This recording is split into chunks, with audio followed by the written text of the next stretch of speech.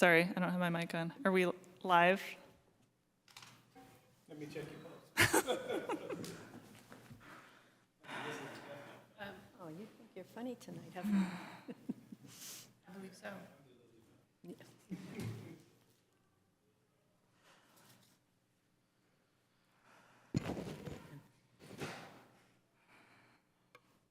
checking. I'm sorry. Oh, I'm sorry.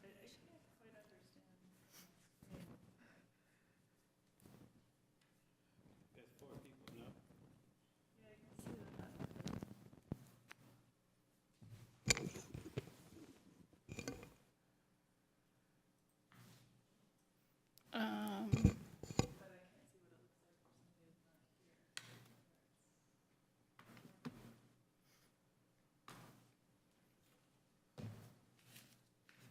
Give me an agenda. Yes, we are live. All right, we are live.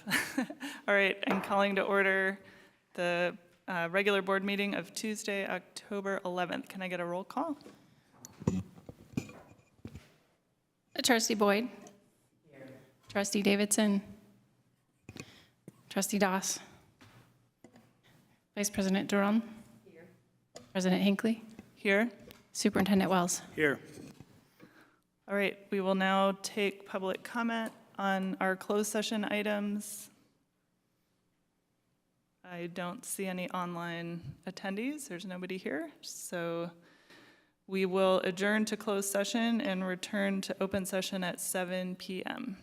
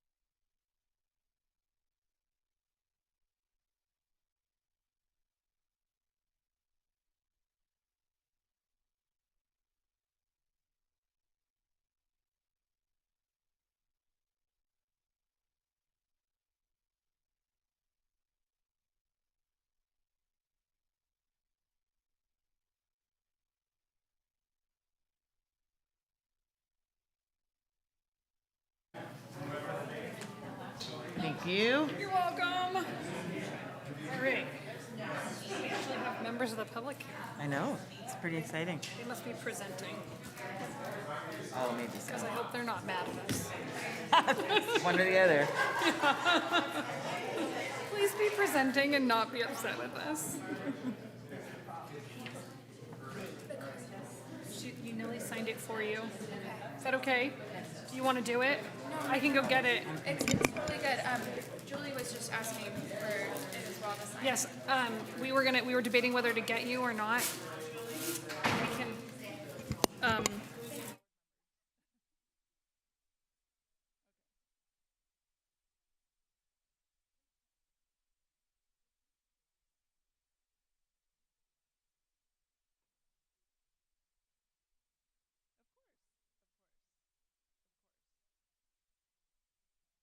Yeah, 1 second.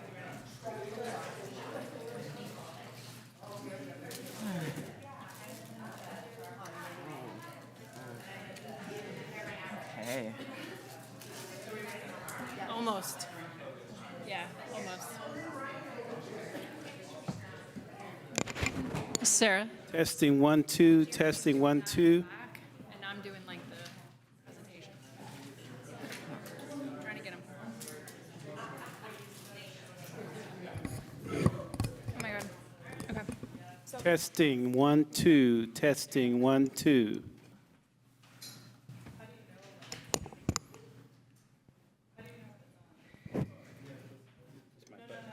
Oh. Yes, we are live. Okay, thank you. All right, I'm calling to order the regular board meeting of Tuesday, October 11th. Can I get a roll call? Student trustee Garcia Bustamante. Student trustee Dana. Here. Trustee Boyd. Trustee Davidson. Trustee Doss. Here. Vice President Duran. President Hinckley. Here. Superintendent Wells. Here. Thank you. Anyone who would like to join in reciting the Pledge of Allegiance? Flag is over here. Pledge allegiance to the flag of the United States of America and to the republic for which it stands, one nation,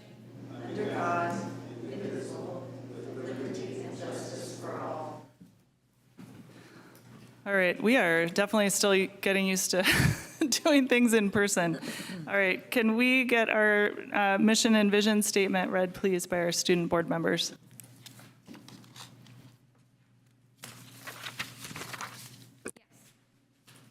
The mission of Albany Unified School District is to provide excellent public education that empowers all to achieve their fullest potential as productive citizens. AUSD is committed to creating comprehensive learning opportunities in a safe, supportive, and collaborative environment, addressing the individual needs of each student. Meeting norms. Maintain a focus on what is best for our students.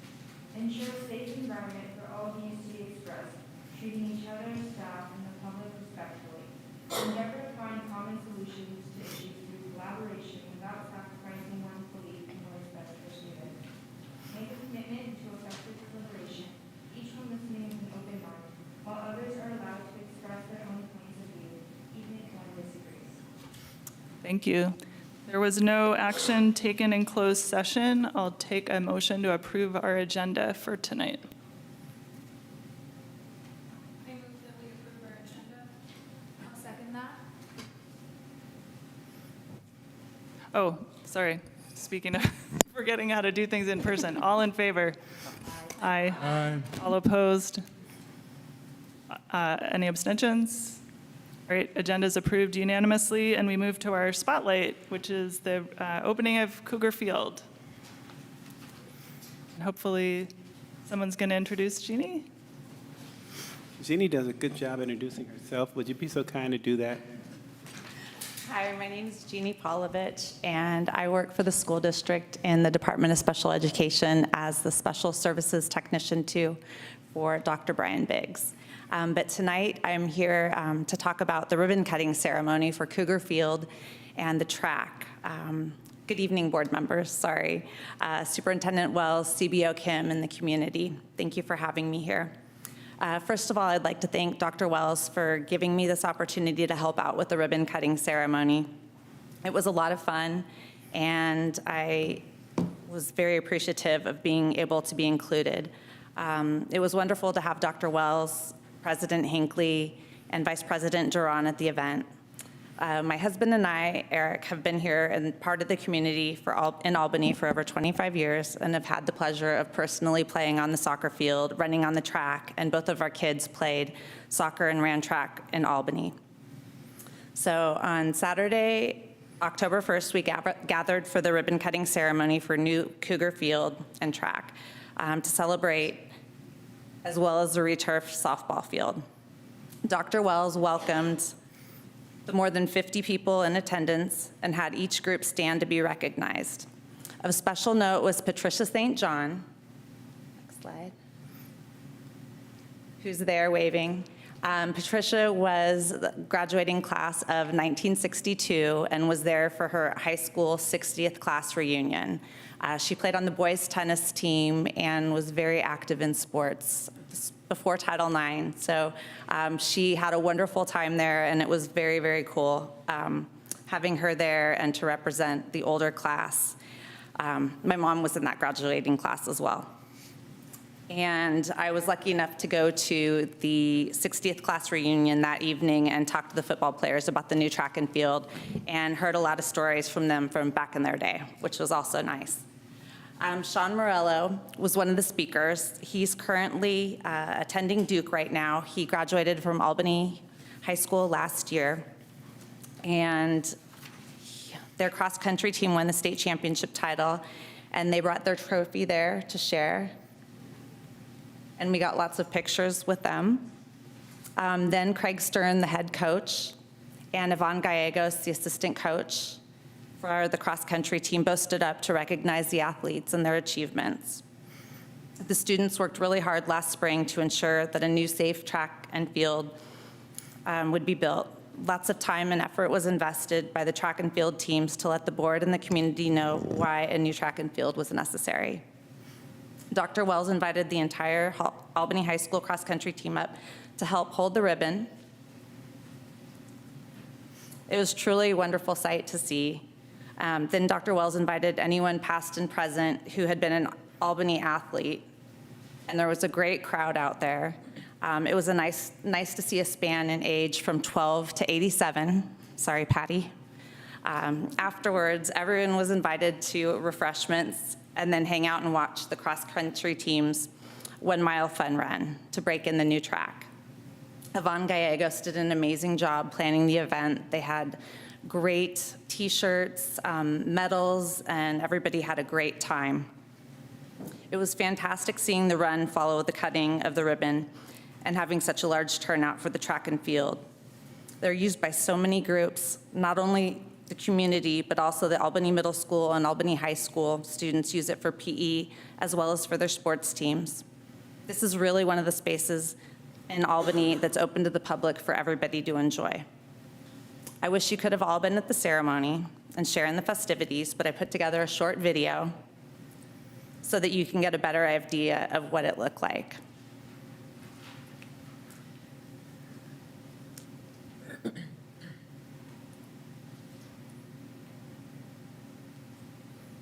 Here we go.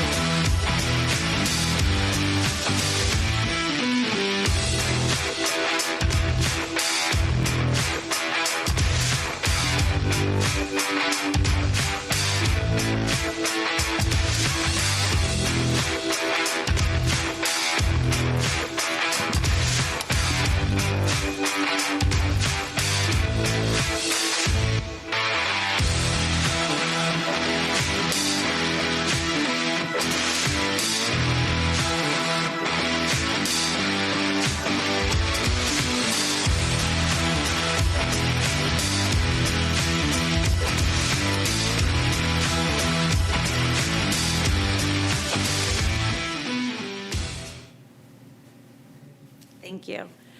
Here's some coasters to remind you all about the track and field ribbon cutting ceremony. And when you use them, I hope you know how much the community really, really appreciates everything that you have done for this. So again, a special thanks to Dr. Wells, CBO Kim, and Director of Facilities Scott Jaffe for their roles in making this happen, and to the board for voting yes, and the community who spoke loudly to let their voices be heard. Thanks a lot.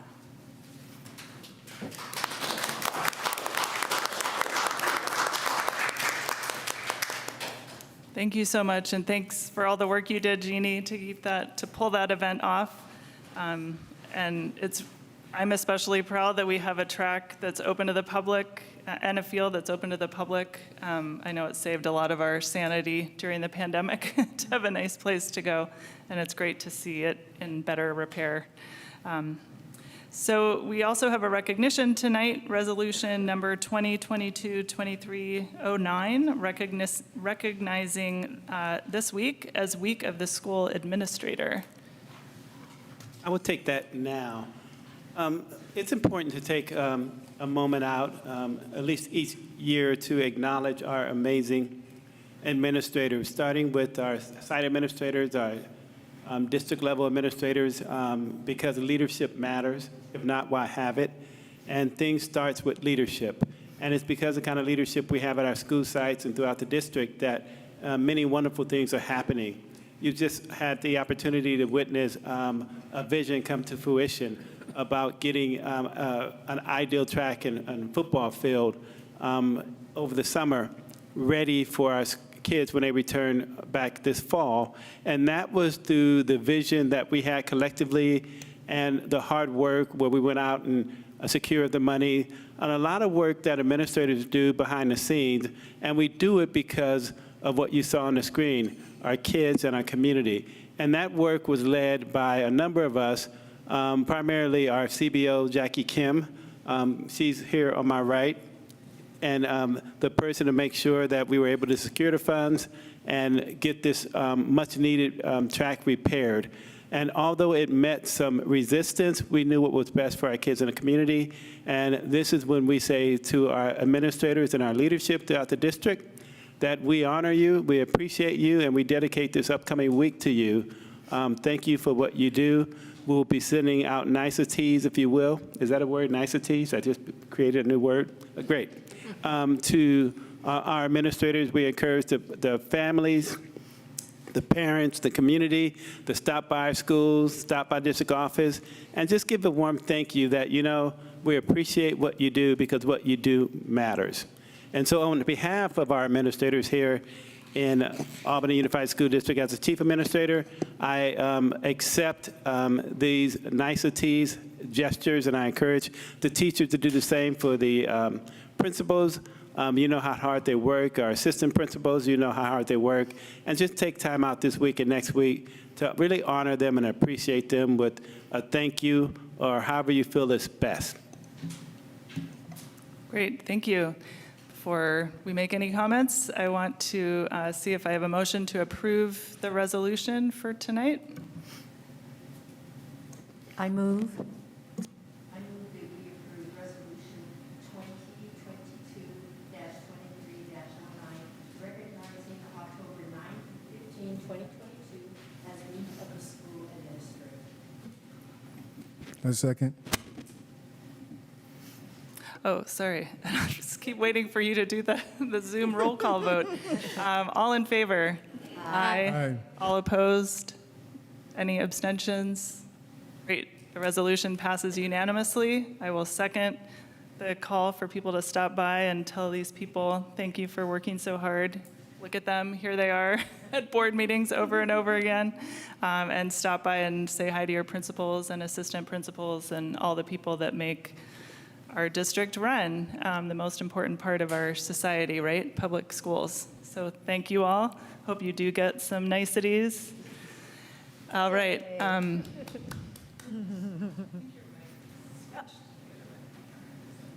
All right, so now I'll take a motion to approve our consent calendar for tonight, or any questions? We approve our consent calendar. You may need to press to talk or press to hear it. Some of them got switched the other way, so when you're pressing it, you're muting yourself. What now? So make sure that it says on the bottom, push to talk. Sorry about that. Wait. All right, we have a motion. Do we have a second? Does that work?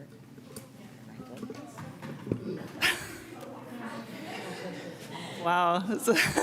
This is actually a secret technology experiment. All right, all in favor of our consent calendar for tonight? Aye. All opposed? Abstentions? Consent calendar passes unanimously. And we move to superintendent and board member reports, starting with you.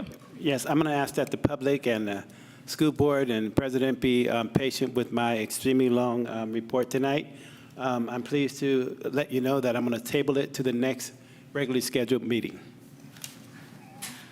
All right.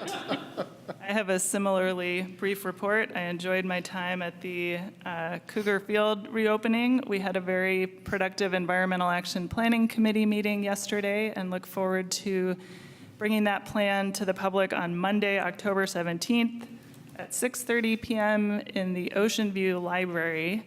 And I also encourage folks to look out for email requests to provide comments over email or via Google if you can't make the workshop.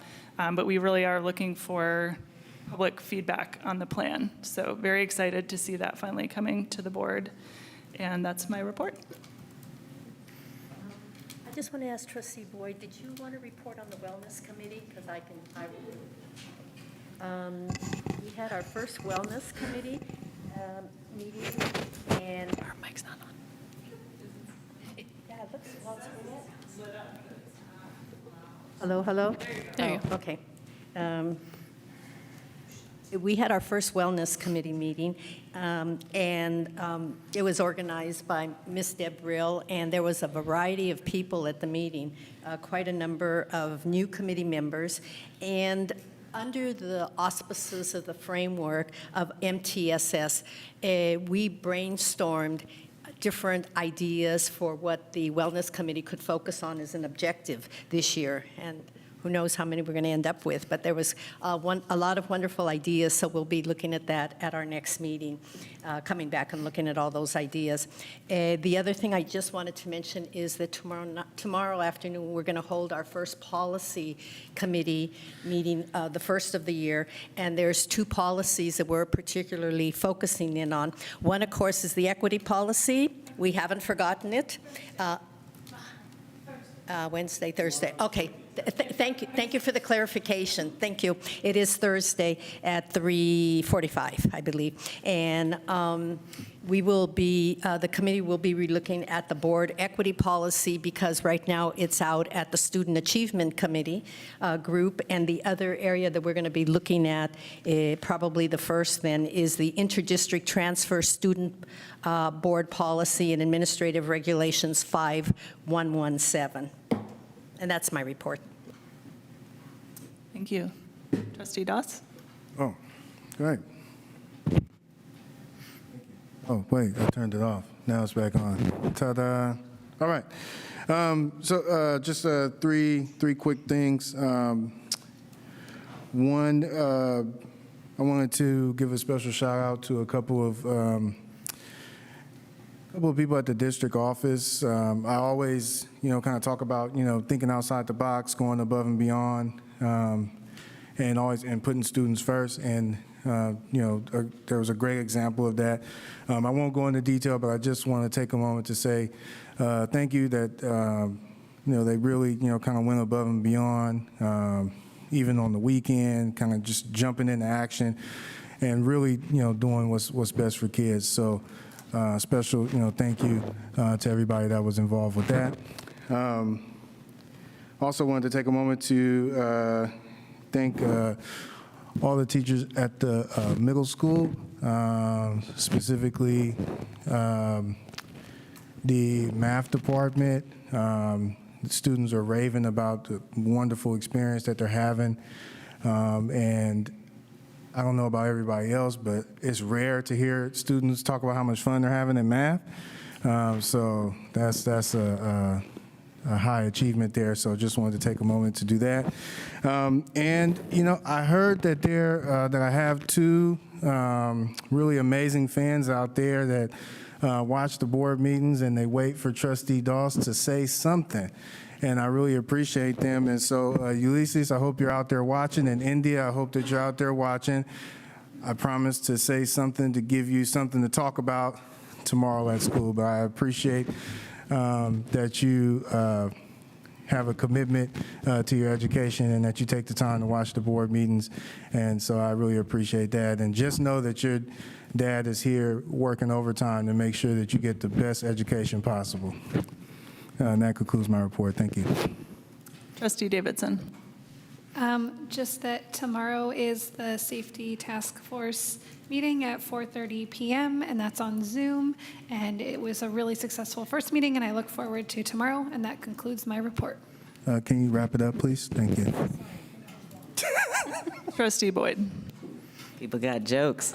Okay, so just two things. Firstly, with regard to the Wellness Committee, which Vice President Duron talked about, the one thing that I wanted to say is that among all the wonderful participants that we had at the meeting, we didn't have any students. And so I want to make sure that that students know that you are very welcome and very important in all places in the district's leadership and discussion, but I think especially in the Wellness Committee meeting. So I'm very much hoping that we have students who can, you know, give us kind of on the ground, this is what we need and this is what's going to support us and help us. And then the other thing really quickly is wanted to just circle back on a comment that I made at the last meeting out of a concern that it was perhaps misinterpreted in any way, talking about different students and how different students need different things and different amounts of resources, and want to be very clear that all of our students, regardless of how they perform and all of their different skills and achievements, et cetera, all of our students need and benefit from exceptional teachers like we have in this district, like those who brought me to move to this district in the first place. So I would never be suggesting that our teachers' guidance and wisdom and enthusiasm and commitment, et cetera, is not equally important to all of our students. I was trying to differentiate equality from equity, the idea of equality being giving every student the same thing, and equity being giving individual students what they in particular need, and understanding that those things are not the same for all students. So just wanted to make that clear, and hopefully it's something that is clear based on things that I've said in the past, but always want to respect and acknowledge and appreciate the tremendous work of all of our teachers and staff and administrators in the district. That concludes my report. Thank you. Student board members. Well, we unfortunately do have a long report today. So for the Albany High School, PSAT testing will take place this Saturday, October 15th in the gym. Please plan to arrive no later than 7:30 a.m. to check in. The testing will begin at 8 a.m.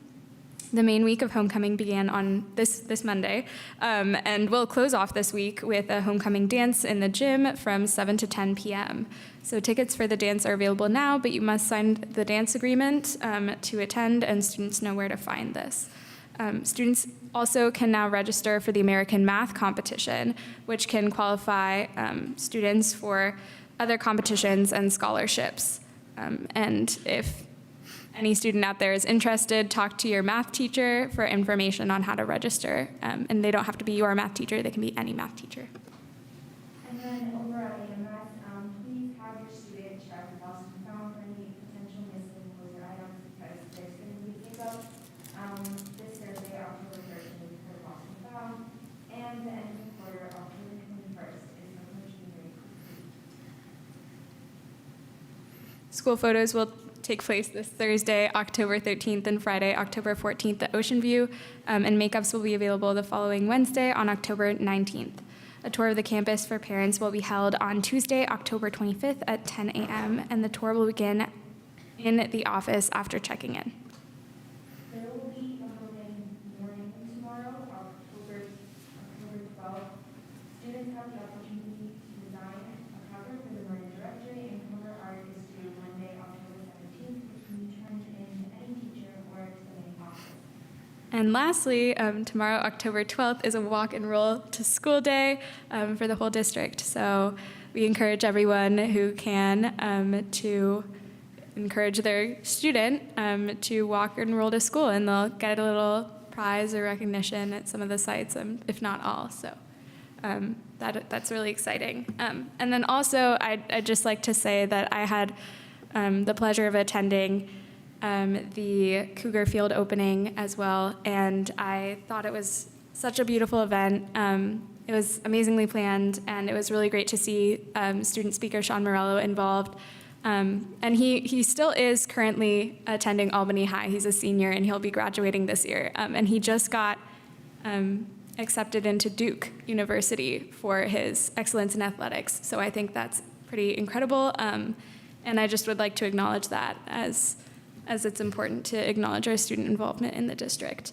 And then also, as for the Wellness Committee, we had a little bit of a timing issue because school gets out at 4 and the committee meeting started at 4. And so we fixed that by moving it back 15 minutes for the future ones. And also, we're hoping, Unelli and I are hoping to get a list of committees that need student spots or need students and that have open spots for students.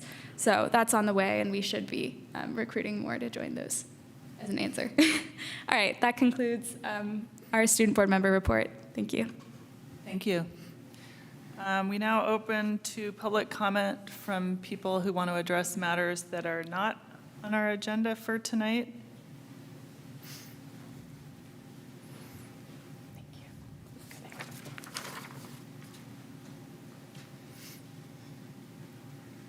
Good evening, board. You don't look scared this time. I'm glad to see that. We're getting used to it. I'm comfortable with the errors I'm making throughout the evening now. Good. Sign of growth. Neri Castillo McIntyre. So I have just a few things. One, you probably know that we had the first in our district special education family and staff get together a couple of weeks ago. Thanks to the help of the special education department, especially Ginny Polovich, who just gave you the presentation on the opening of Cougar Field, and of course, Dr. Biggs. We were very glad to see some of you, including Dr. Wells, at the event. We also had the AUSD Board of Education Candidate Forum a few days before that event, and if you missed it, we did make a summary of it in the form of a news release, which you all received. I hope you read it. And finally, you've heard this once, but repetition is important here. We have a film screening of Crip Camp, directed by Nicole Newnham and Jim Lebrecht, followed by a Q&A, audience Q&A with Jim Lebrecht, co-director, and also our Albany local, Ann Coppolo Freeman. That's on Friday, the 21st of October. Doors open at 6 p.m. at the Albany High School Little Theater.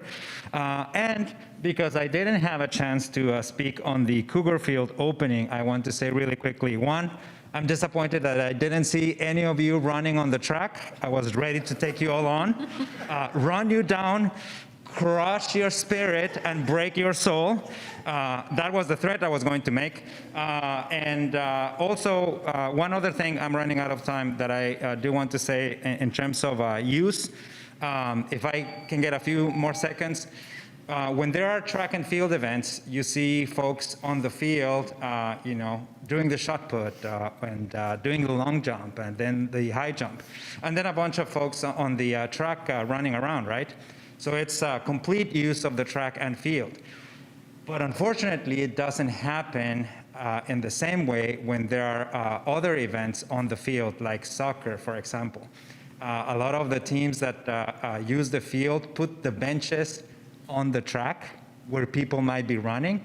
And I think it might be a matter of communication, and maybe they haven't been told that under the rules they could just use the half moons on each end of the fields, or the outside lane of the track, so that runners can be in lanes 1 and 2, joggers in lanes 3 and 4, and walkers in lanes 5 and 6. But I'll take that up with your athletics department and facilities. Thank you. Great, thank you. And we have one Zoom caller, which I'm going to have a new machine to let you in, so bear with me. Go ahead, Jeremiah. Hey, this is Jeremiah, Garrett Pinguello. I just want to bring to attention, last Thursday, I was on Talbot and Solano doing a community program, and I had witnessed the crossing guard in the middle of the street almost get run over by a young driver. And luckily I was right there at the right time, and I grabbed my phone and took a Facebook Messenger.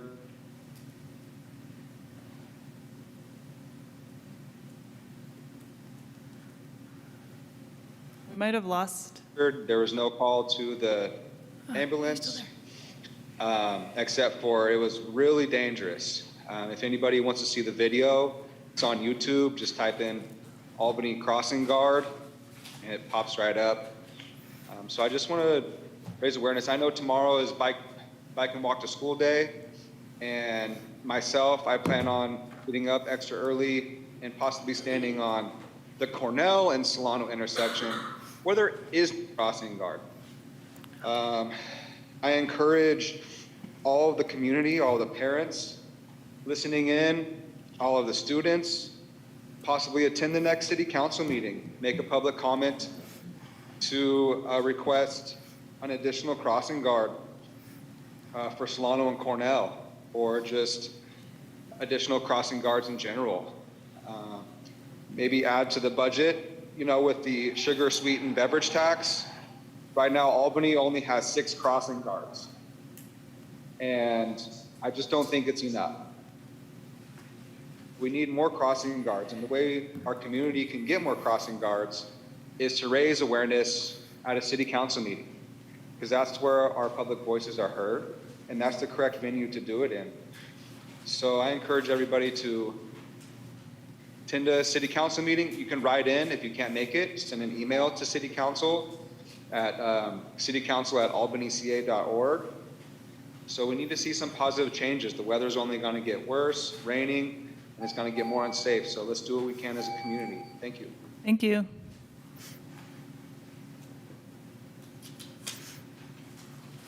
All right, seeing no other public comment, we'll move to our first staff report for tonight, which is from the Citizens Bond Oversight Committee, the report for fiscal years 2019-20 and 2020-21. Thank you, President Hinckley. This item is scheduled for 8:15, so unfortunately, our committee members are not here yet. So if we can maybe do item 14A first and come back, that would be great. Who's the person who's joining us? Just so I can Dennis see it. Keller, the president of okay. CBOC. Sure. Would you like to start with the public hearing? Yes. Sorry, let me announce it. So instead, we'll move to item 14A, the public hearing and resolution number 2022-23-11 regarding the sufficiency of instructional materials. This is the area where we are required by law to present our results for the upcoming year, past year, regarding the sufficiency of materials and the number of complaints we received over this past year for 2022-23, this current year. And to date, we have 0.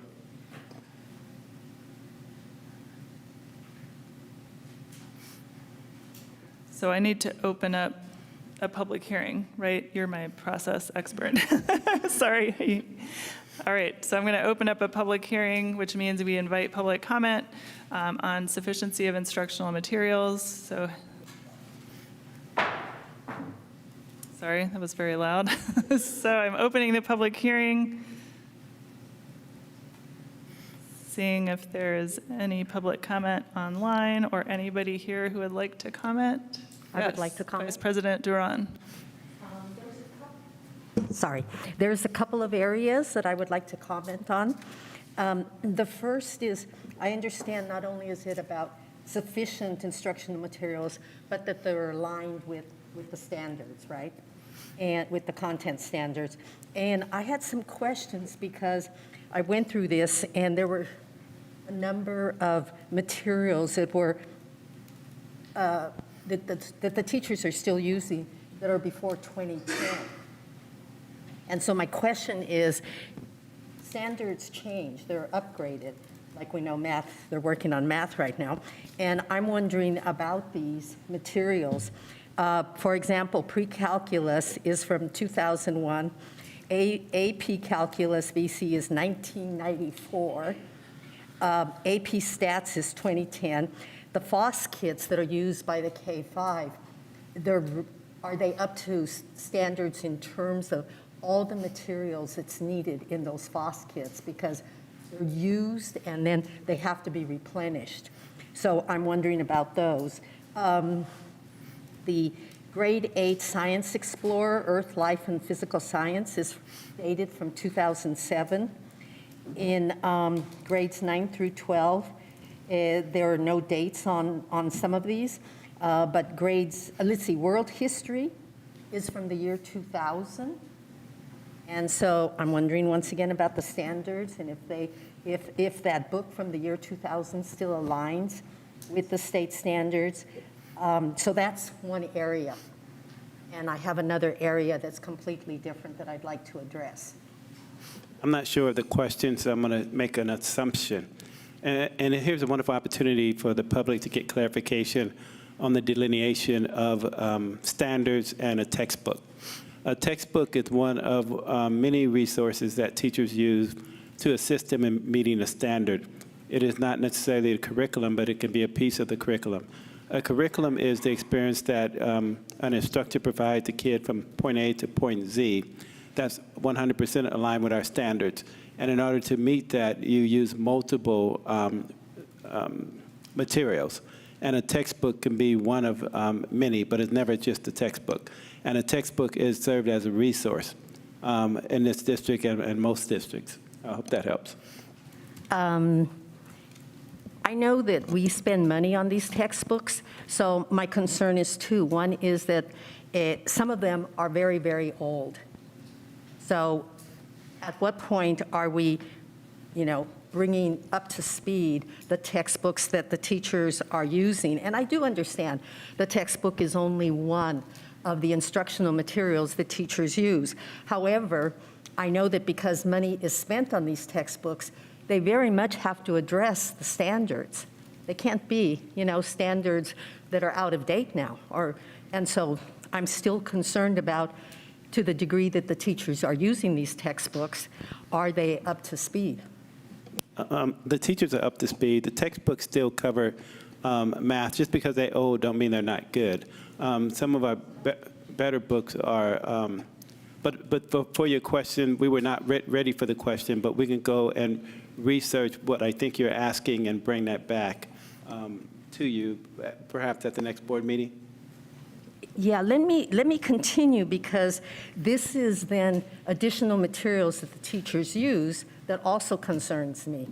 And that is what's called the core novels from grade 6 through grade 12.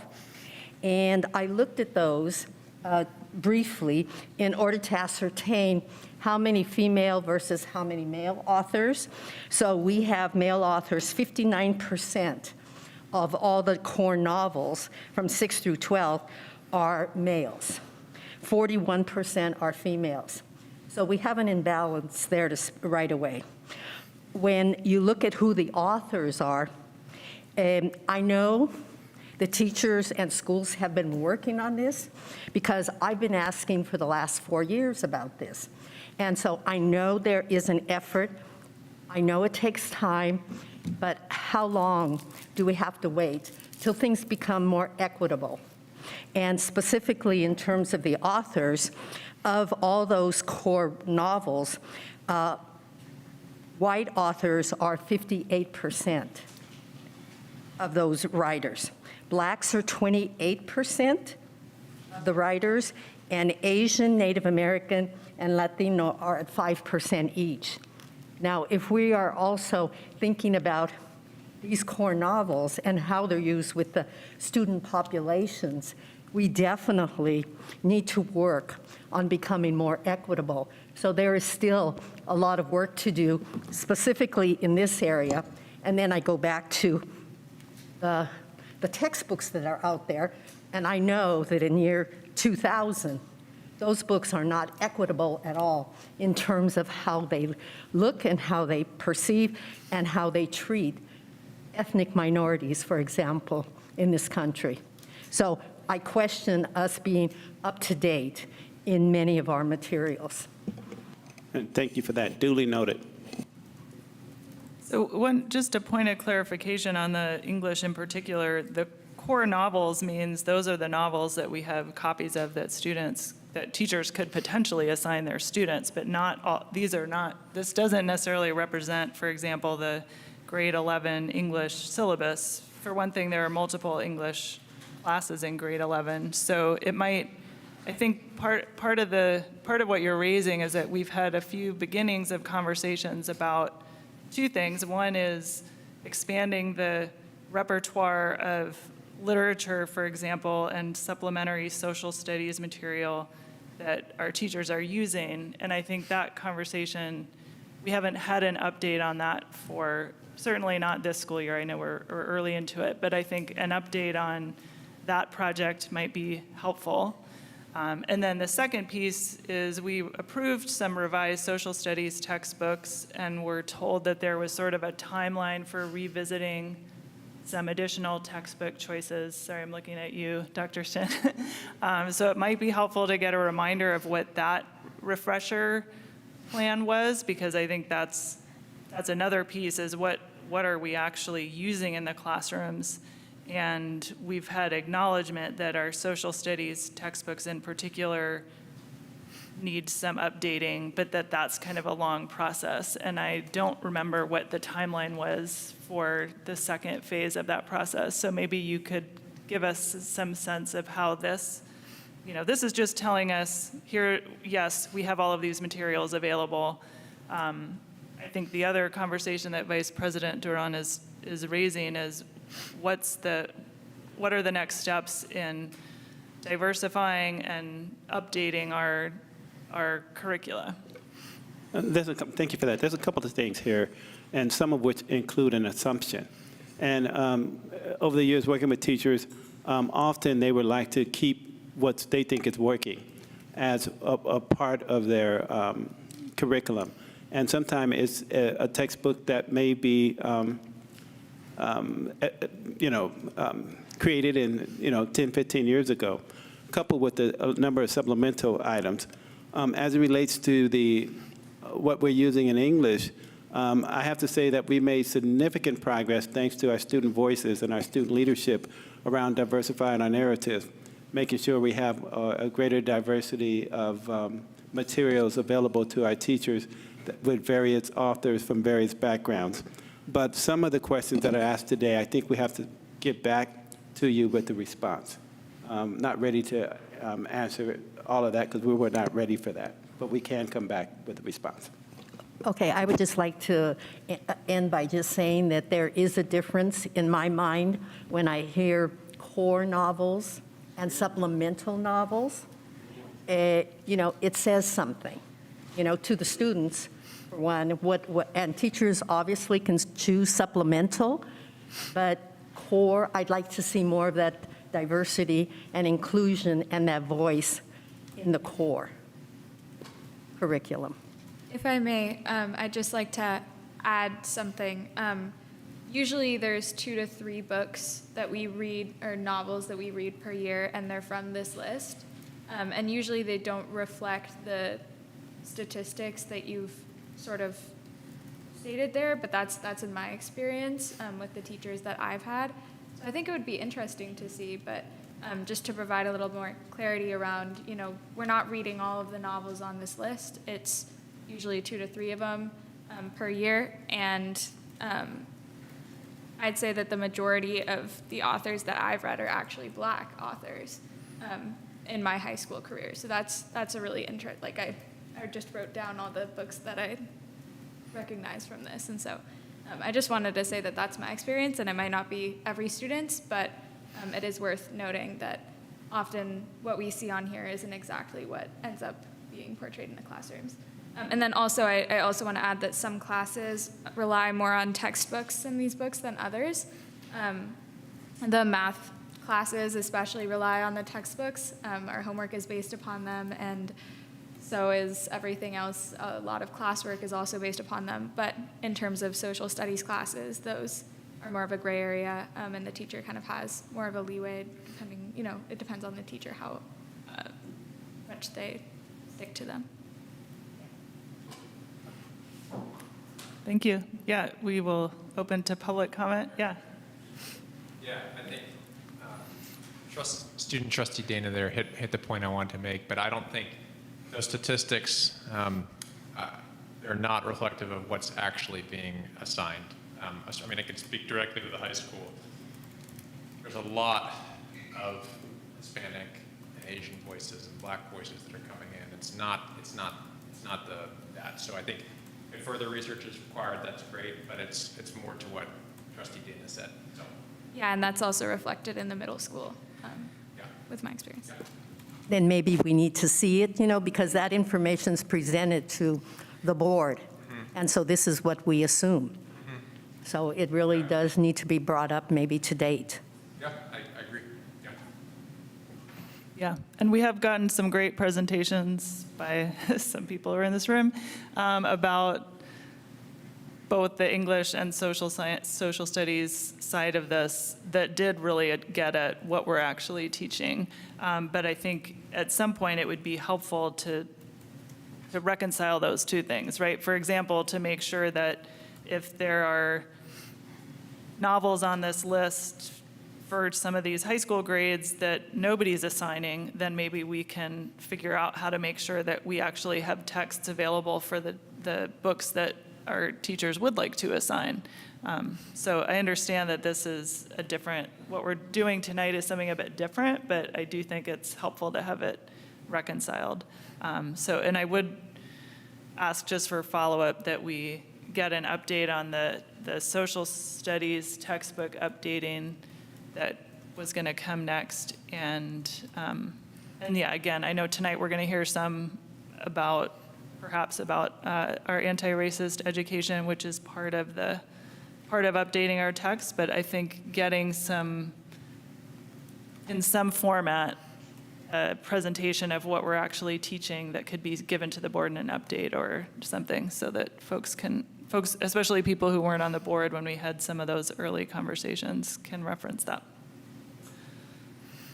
All right, so this is a public hearing. I'm not seeing any other potential public comment. So this will come back to us as a consent item or action item in the future after this, or we don't pass it tonight, right?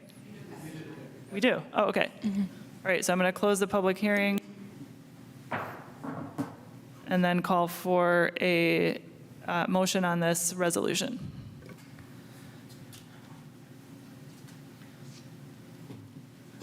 I move that we approve the resolution number 2022-23-11.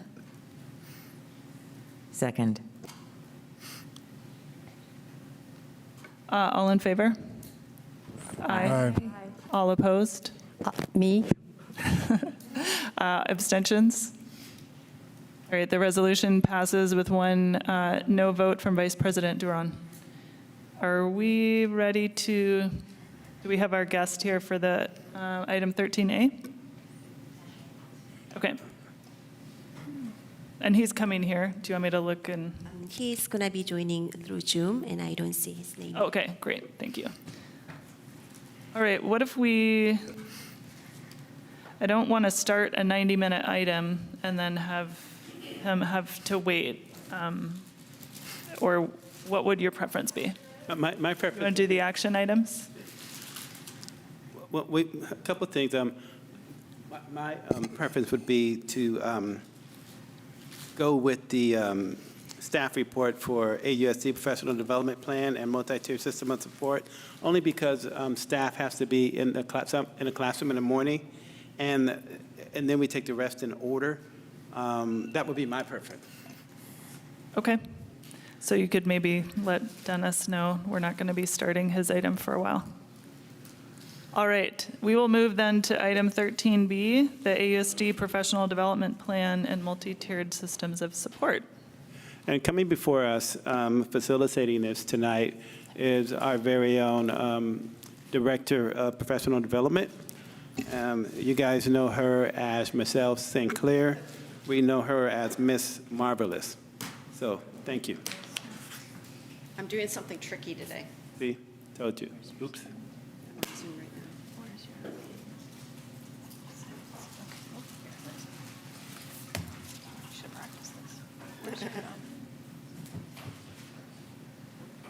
Oh, I need to promote you I to need to be panelists. invited to panelists, yeah.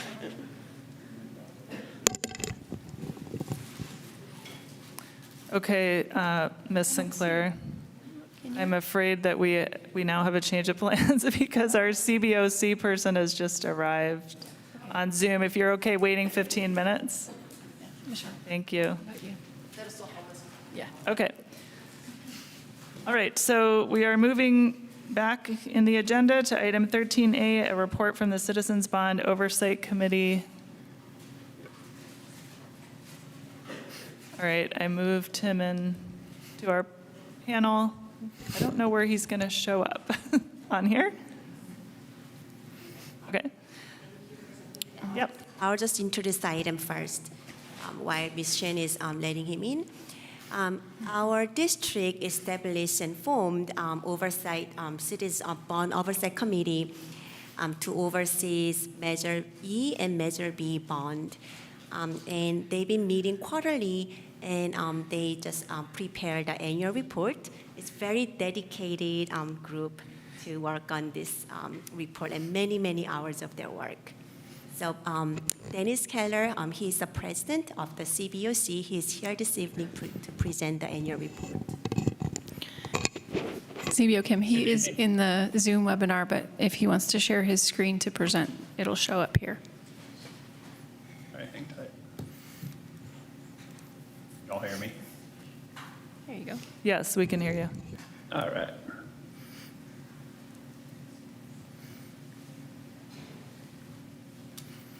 Okay, do I have a screen share as well?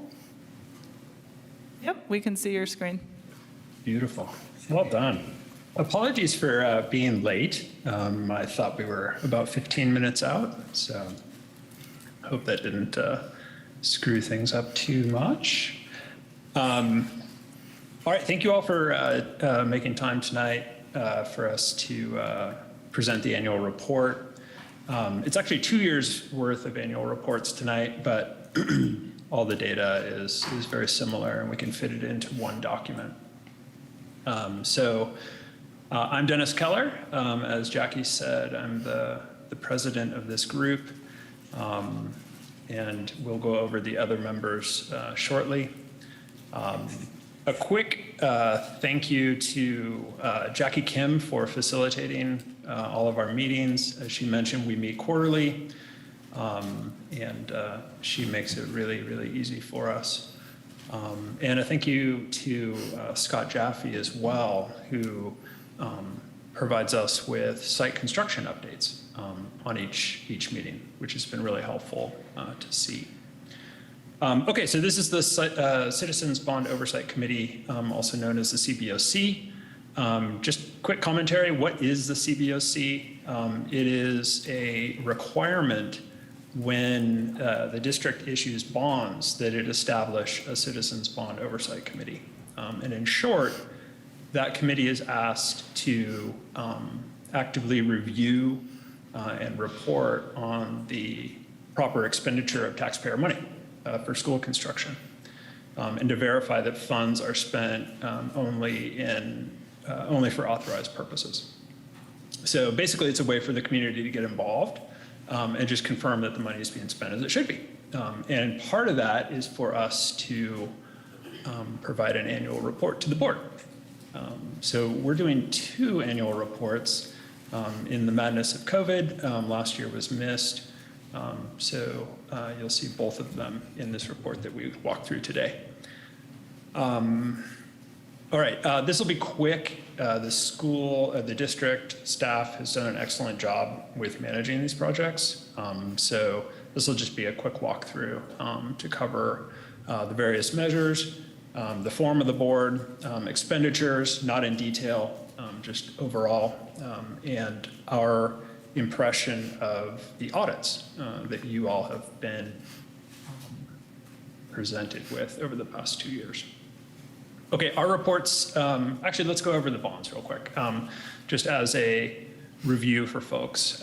So 3 bonds are covered in this report. There's Measure E from 2008, and that is the bond that was used to construct the Albany Aquatic Center, which many of us have enjoyed over the years. I certainly have, and will be used by the triathlon this weekend. Measure B and Measure E from 2016.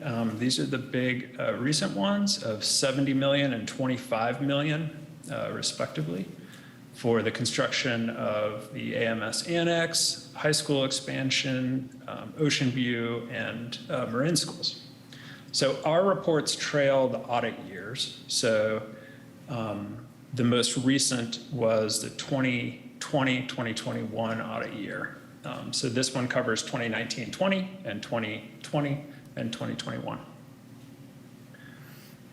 Okay, so those are the overview of the measures.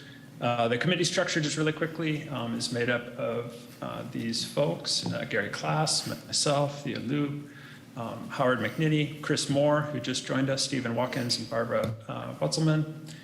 We are looking for one more person to come join. That needs to be a person who's active in a business organization. And that'll round out the committee as it's supposed to stand. I know we are constantly looking for additional members. So if you're interested and you're active in a business organization, let Jackie know. Okay. Cruising on. Oh, and the committee meets on this schedule, generally quarterly.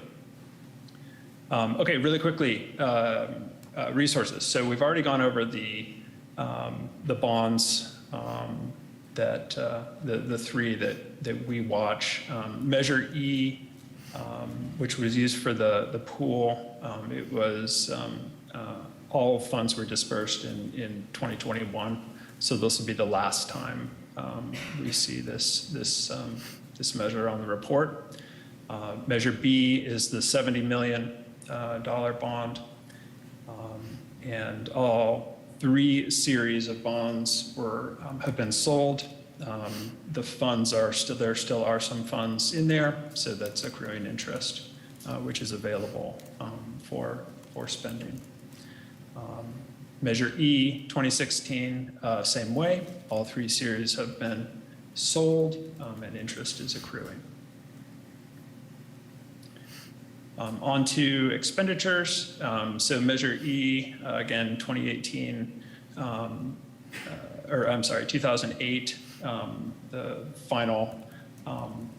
the final expenses were spent from that on the various pool projects, and it's now closed out.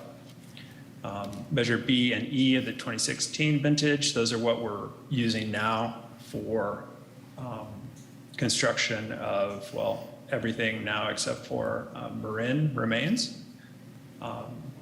And that is, Measure B is all for building schools, and then Measure E is building and more.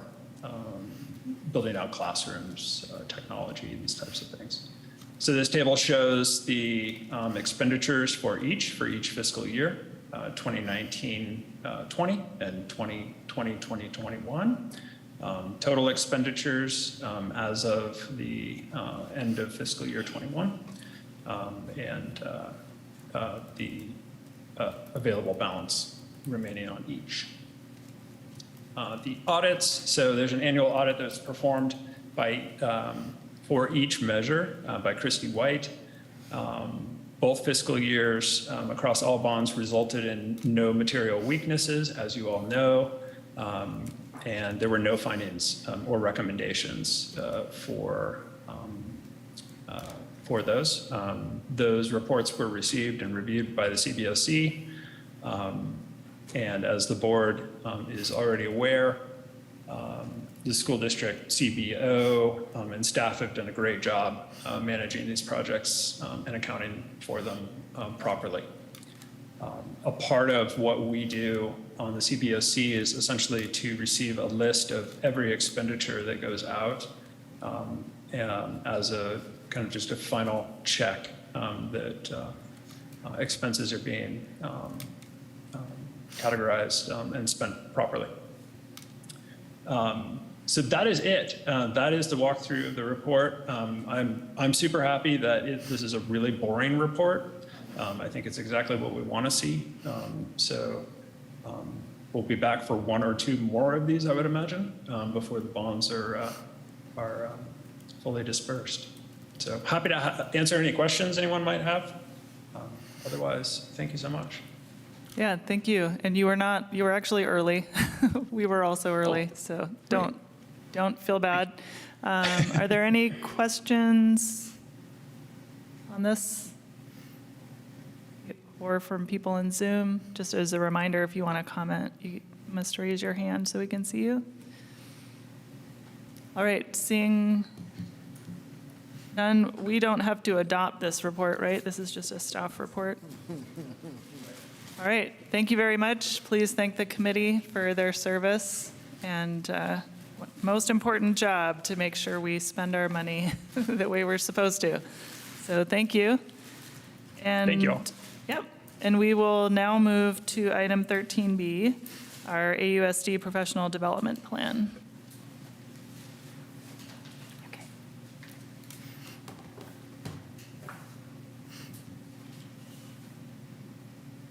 Just want to make sure I can share.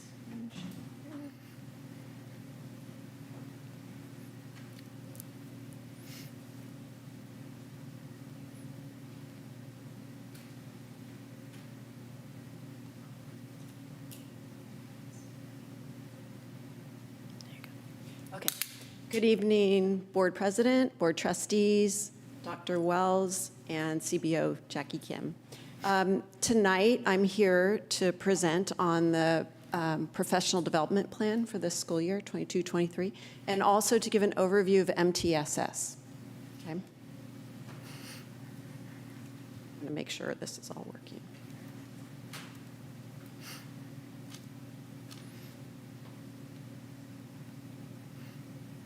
It is. Okay, so professional development is, it's about improving professional learning for educators. It's a crucial step in transforming schools and improving academic achievement. It's most important that we bolster teacher skills and knowledge to ensure that every teacher is able to teach increasingly diverse learners, is knowledgeable about student learning, is competent in complex core academic content, and is skillful at the craft of teaching. So our professional development is aligned to our initiatives, and the three initiatives are the multi-tiered systems of support, which I'll get into a little bit more detail in a minute, but overall, it is a system that we're talking about, and it's a comprehensive framework. It aligns academic, behavioral, and social emotional learning in an integrated system, supporting a support that benefits all students, and it's data-driven. Universal Design for Learning is another initiative of ours, and that's a framework also, but to improve and optimize teaching and learning for all students based on academic insights into how humans learn, and it's focused on addressing systemic barriers in education. And then the third initiative is anti-racist and culturally responsive teaching, and that's about uncovering and addressing biases and embracing curriculum and other strategies that are culturally responsive and relevant to the families and students in the school community. So when do we provide professional development? We have regularly on Wednesdays and sometimes on Thursdays, we have cross-site meetings for elementary. And then for elementary, middle, and high school, we have staff meetings and collaboration time that the district can take to deliver professional development. We also offer monthly after-school PD. That's optional for teachers. There's a variety of topics and workshop, UDL, ed tech, et cetera. And then we have our big professional development days. So there's one day at the beginning of the year, and then there's 2 days at the end of the year. So what is our teacher support? Are we doing? Is it, if you're willing to accept very clarifying questions, maybe, otherwise we can hold questions to the end? Oh, that was my question. Do you want us to kind of ask questions as you're going through each section, or you want us to hold them all to the end? I think I'd prefer that we go all the way through and then we do questions, if that's okay. Yep. That's fine with me. Okay. Thank you. Thanks. So teacher support. We have elementary, for math coaches, we have elementary, middle school, and high school math coaches. Some of them are here. The math coaches provide instructional support and coaching. They collaborate with staff. They use data to identify needs. They develop instructional strategies, observe instruction, provide feedback. We also have another teacher on special assignment who works with directors to develop professional learning sessions, and that might be at a Wednesday afternoon or a Thursday afternoon. They also hold professional learning workshops. They coach teachers on UDL practices, they continue their own professional growth with CAST in UDL strategies, and BEAR, becoming anti-racist educators, and holding office hours for teacher support. This next slide, I'm going to have our high school math coach come up and speak to, Annie J. Fishberg. Hi, everyone. Thank you for inviting me here. As the Albany High School math coach, I wanted to kind of call out a couple of specifics about what I'm doing. I want to make it really clear that we have some wonderful math coaches at the middle school level and also at the elementary school level, and I don't have the details of the projects that they're working on. So I'm just going to give you a couple of specifics of kind of what the math coach job has looked like at the high school. The high school, we've been really excited about this math coach position because it's been an opportunity to really kind of investigate, explore, and start some of these initiatives that we've been talking about as needing for student support for a while. So here's kind of a little list of let me see if I can get it where I can see it as well. A list of things that I've been doing at the high school. So I tried to align it with our district initiatives. Looking at multi-tiered systems of student support, I've implemented a program of peer tutoring with students and also community volunteers to work in the math support classes that we already have to help support students on a more individual level. And if there are any parents in the audience who are interested in working there as a parent volunteer, you're welcome to reach out to me, and I can talk with you about what that looks like. I've been collaborating with some of our special ed teachers, looking at implementing supports for special ed students who are in general ed math and easing the transition from special ed math into general ed math. I've been looking at continuing our department conversations about what our essential standards are and what are our strategies for identifying students who are struggling with the math standards, how to get them caught back up. And I think that's something that we saw in the data that we looked at a couple weeks ago, that we're starting to close some of those gaps, which is really exciting. And then gathering data on students who need more support and facilitating conversations in the math department at the high school about what those students might need and how we match them with those supports. I've been partnering with our wonderful ed tech, modeling the process of what it looks like to adapt math lessons to a UDL framework, and working on developing tools that we can then use to work with the other math teachers in my department and teachers at the high school to go through that process of adapting their lessons as well.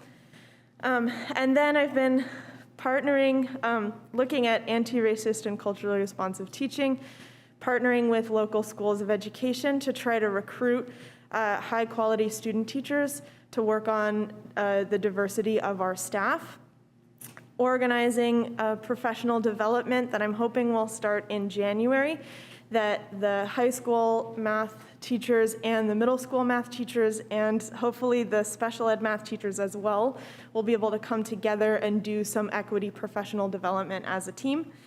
And then building resources for representing diverse voices in the field of mathematics. So we started with kind of looking at a number of Latinx mathematicians for Latinx Heritage Month, and we're going to continue that initiative through the course of the year. So those are a couple of things that we've been working on at the high school, and I'm going to hand it back. Thank you.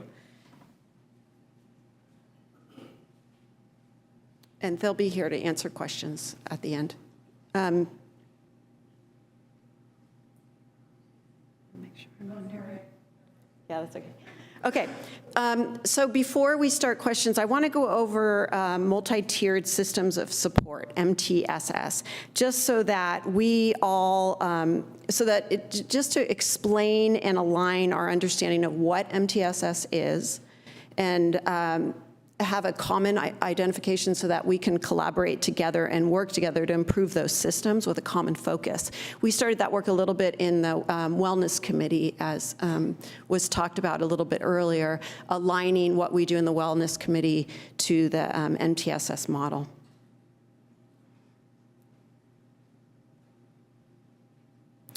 The information in these slides comes from what's called the SWIFT Education Center. It's School-Wide Integrated Framework for Transformation. They have products, training, services, and tools to build capacity for MTSS, and they partner with the CDE, California Department of Education. And MTSS really gives us the potential to create systemic change through intentional design and redesign of our services and our supports to quickly identify and match the needs of our students. That's what the focus is on.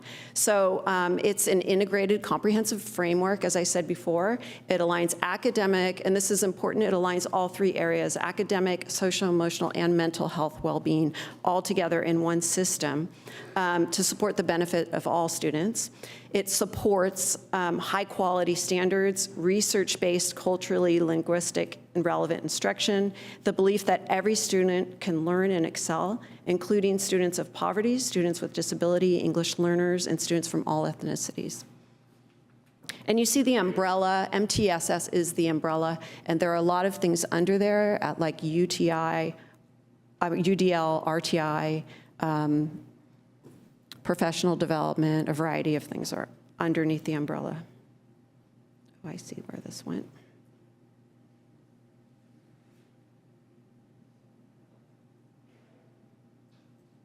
Sorry, I lost my slides. Okay, so MTSS has a continuum of support. It's the idea that, it's similar to the pyramid that you may have seen before. It's the idea that all students receive universal support. That's through evidence-based practices. Some students may need extra support, supplemental support, and those are provided to some students who need them. And then there's intensified support. That's for those are targeted supports that are provided to the few students who need those. So there are 5 domains under MTSS. The main domain is the whole child domain. And there's three features under the whole child domain, and they are academic instruction, behavior instruction, social emotional instruction, and mental health support. And then the 4 domains underneath are support domains. So you need, in order to run a sufficient MTSS system, you have to have strong administrative leadership. You have to have integrated supports, family and community engagement, and inclusive policy structure and practice.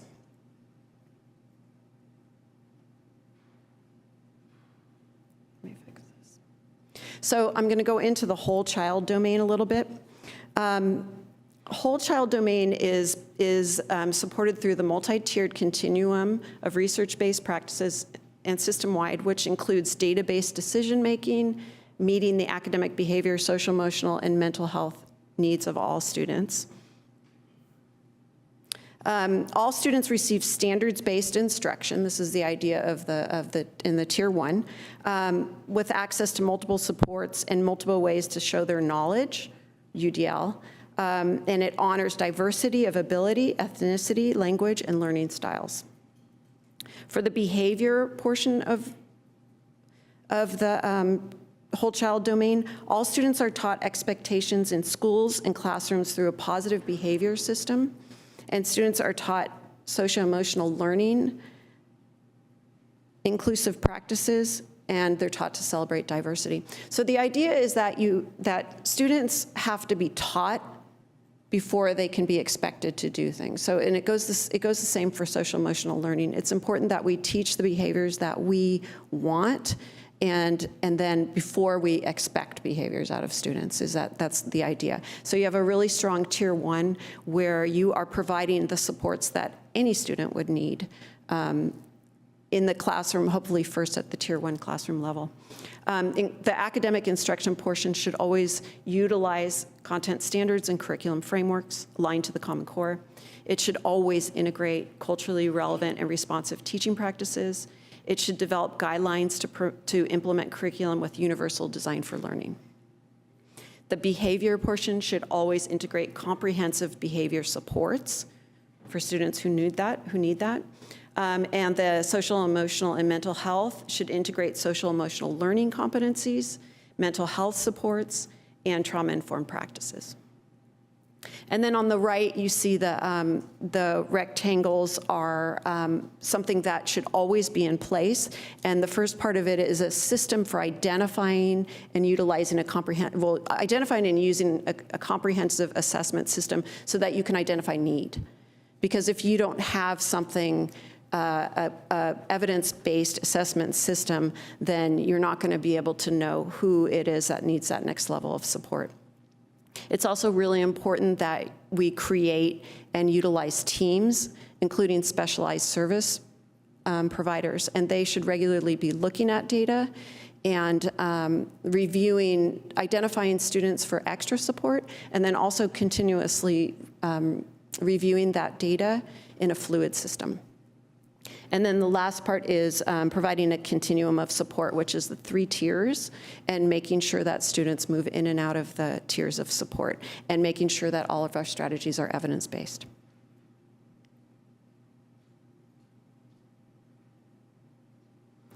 The administrative leadership domain is really about leadership this is about leadership at sites, developing a vision, and being involved in the MTSS process, attending meetings, creating a leadership team, and then being a strong supportive system for teachers and staff, providing access to instructional coaching, seeking input from teachers, making learning opportunities available to all, and conducting strength-based evaluations. The integrated supports domain. Research shows, this is an important piece to this, research shows that outcomes are enhanced when students are fully included. Whoops, sorry, I just lost this. I'm trying to minimize that. Okay. When students are fully included in the general education and classroom with their grade level peers. We must ensure that all students have access to extracurricular activities. They demonstrate we demonstrate equitable, culturally relevant, and responsive practices, and we integrate trauma-informed and restorative practices. So this is all through the understanding of full participation, having a collaborative classroom, and providing services based on needs, not on labels. The family and community engagement piece, it's the premise that we need to engage with students and families. We need to obtain input and feedback. We need to provide engagement opportunities. We need to facilitate homeschool connections. And we need to also partner with our community members and engage with them, identify mutual interests and goal, maintain an open door policy, and invite community members to serve. The inclusive policy structure and practice domain is our partnership with the district office. So it's partnering with schools to promote a shared vision and foster inclusive teaching and learning, have a strong district-school relationship, use policy to inform, to formally organize and integrate initiatives and programs, address and remove barriers to success, address ways to more effectively use resources, funding to support MTSS, and also to have a supportive reciprocal partnership between the school. It's vital for a lifelong of long-lasting equity and MTSS. So what are our next steps this year? Around data, our goal is for district to review state and local data and consistently use multiple sources of data to guide instructional practices. And we've been doing that so far. I've done presentations of the CASP data and FastBridge data, and then our sites are taking that to the next step and doing more collaboration around data. MTSS will develop a common understanding of what MTSS is and work with leaders and stakeholders to build and refine our MTSS systems. For UDL, we'll offer training and support, including coaching to teachers on UDL guidelines, engagement, representation, and action and expression. Anti-racist, culturally responsive teaching will provide training for teachers and staff to be better able to teach our diverse population of students. And for math, our coaches will support teachers at the Tier 1 level, focusing on equity-driven math instruction by providing curriculum training, resources and materials, and universal design for learning support. And that is my presentation. Thank you. I do have some notes from the middle school math coaches who couldn't be here, and they wanted you to know some of the things that they've been working on. So I'm going to just name some of those things. They've been working with the elementary TSA and collaborating on the transition, students transitioning to middle school.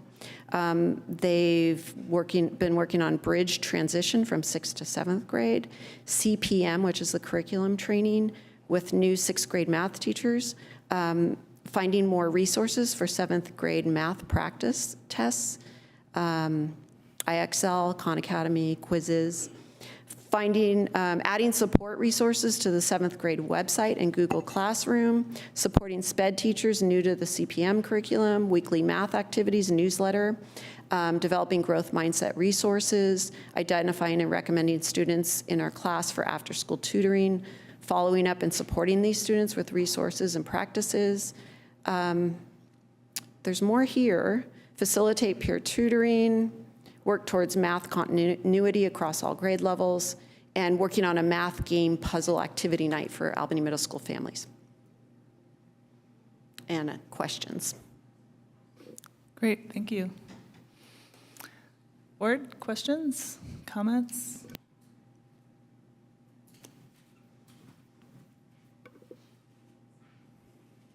Yeah, Trustee Dana. I have one for our high school math coach. I'll wait till you come up here. Yeah. How does a student get involved in peer tutoring? That's a great question. Our math support classes are 6th period and 1st period. And so I pulled a list of all the students who had that period free, and then I asked around for teachers to recommend students that they thought would be good. But I also let the counselors know, and so if you are a student who's interested in peer tutoring and you have a free 1st or 6th, you can ask your counselor or you can just email me, and there is an interview process. Okay. Yeah, Thank you good so question. And I just also wanted to say it's been great having the UC Berkeley students actually come into our math classes and kind of provide that extra support. It's definitely. Yeah, that's a great partnership that we've had in place for a couple years, and I'm really excited about it. Yeah. Also, our elementary coach is here, Amanda Silas, and she'd like to say a couple things about what she's doing.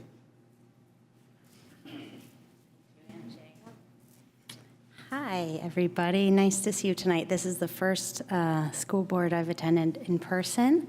It's really exciting. I'm sorry I don't have a slide in the presentation. It was due before we put together. But I just want to speak a little bit about what is happening at the elementary school with the math coaching.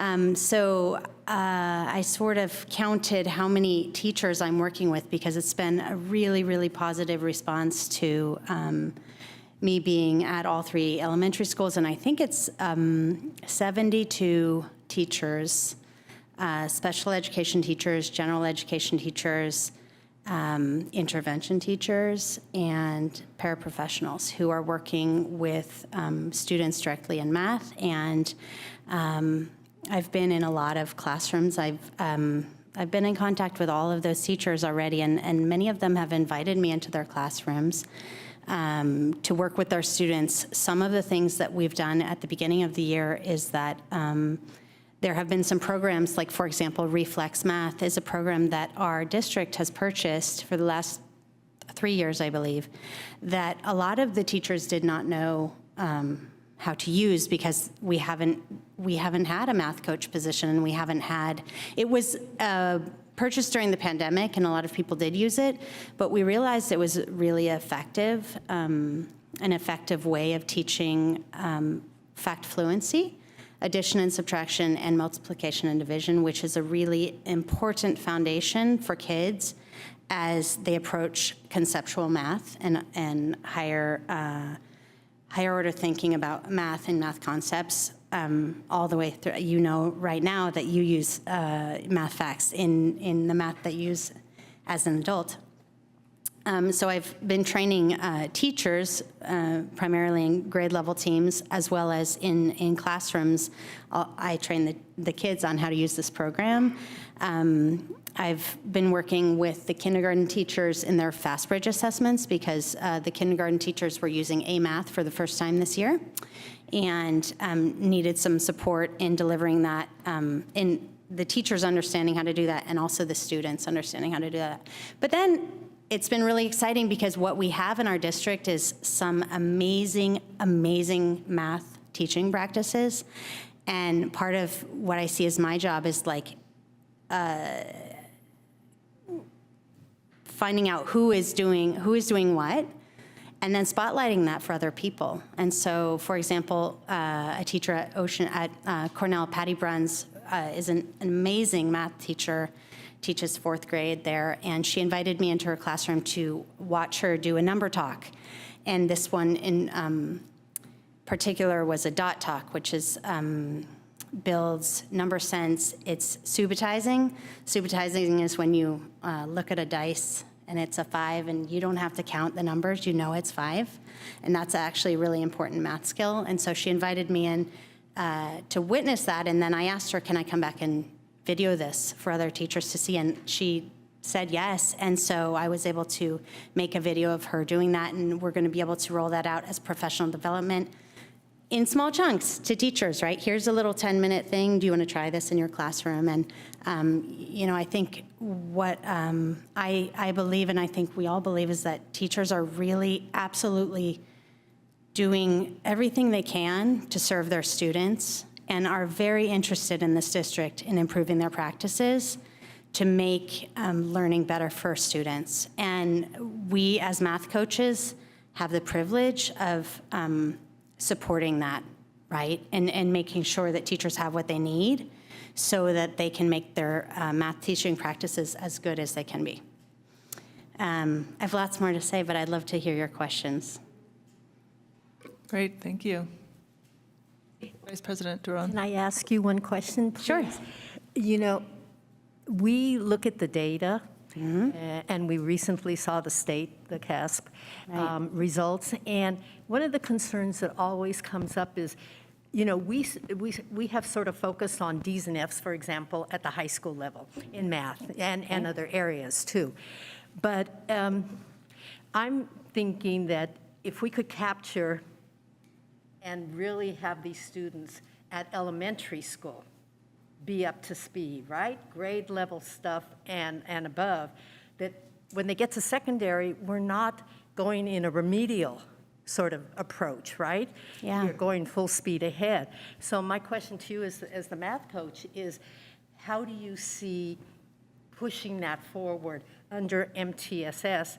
I mean, because to me, this is such a huge program and a task that it sounds like you need lots of people, you know, not just one math coach. You need lots of different people. But I'm really wondering how you would be able to address this issue in terms of how do we make it so that by the end of 5th grade, we know that all those kids are at grade level and are going to be super successful in entering middle school. Well, okay, that's a big question, but for example, you know, I have taught 2nd grade, I've taught 3rd grade, I've taught 5th grade, I've taught science, I've taught a lot of things in this district. And one of the things that we have noticed as teachers is that that it is really hard to access some of that conceptual math without the fact fluency.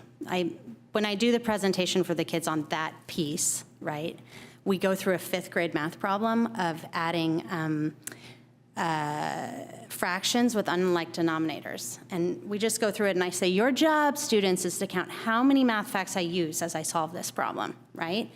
And it's like 16, right? And I say, like, what happens when you get a sheet of 20 problems here and you have to figure out, let's see, 6 times 7, I know that 7 times 5 is 35. Okay, so 7 times 6, okay, I'm gonna add, right? So it's like that.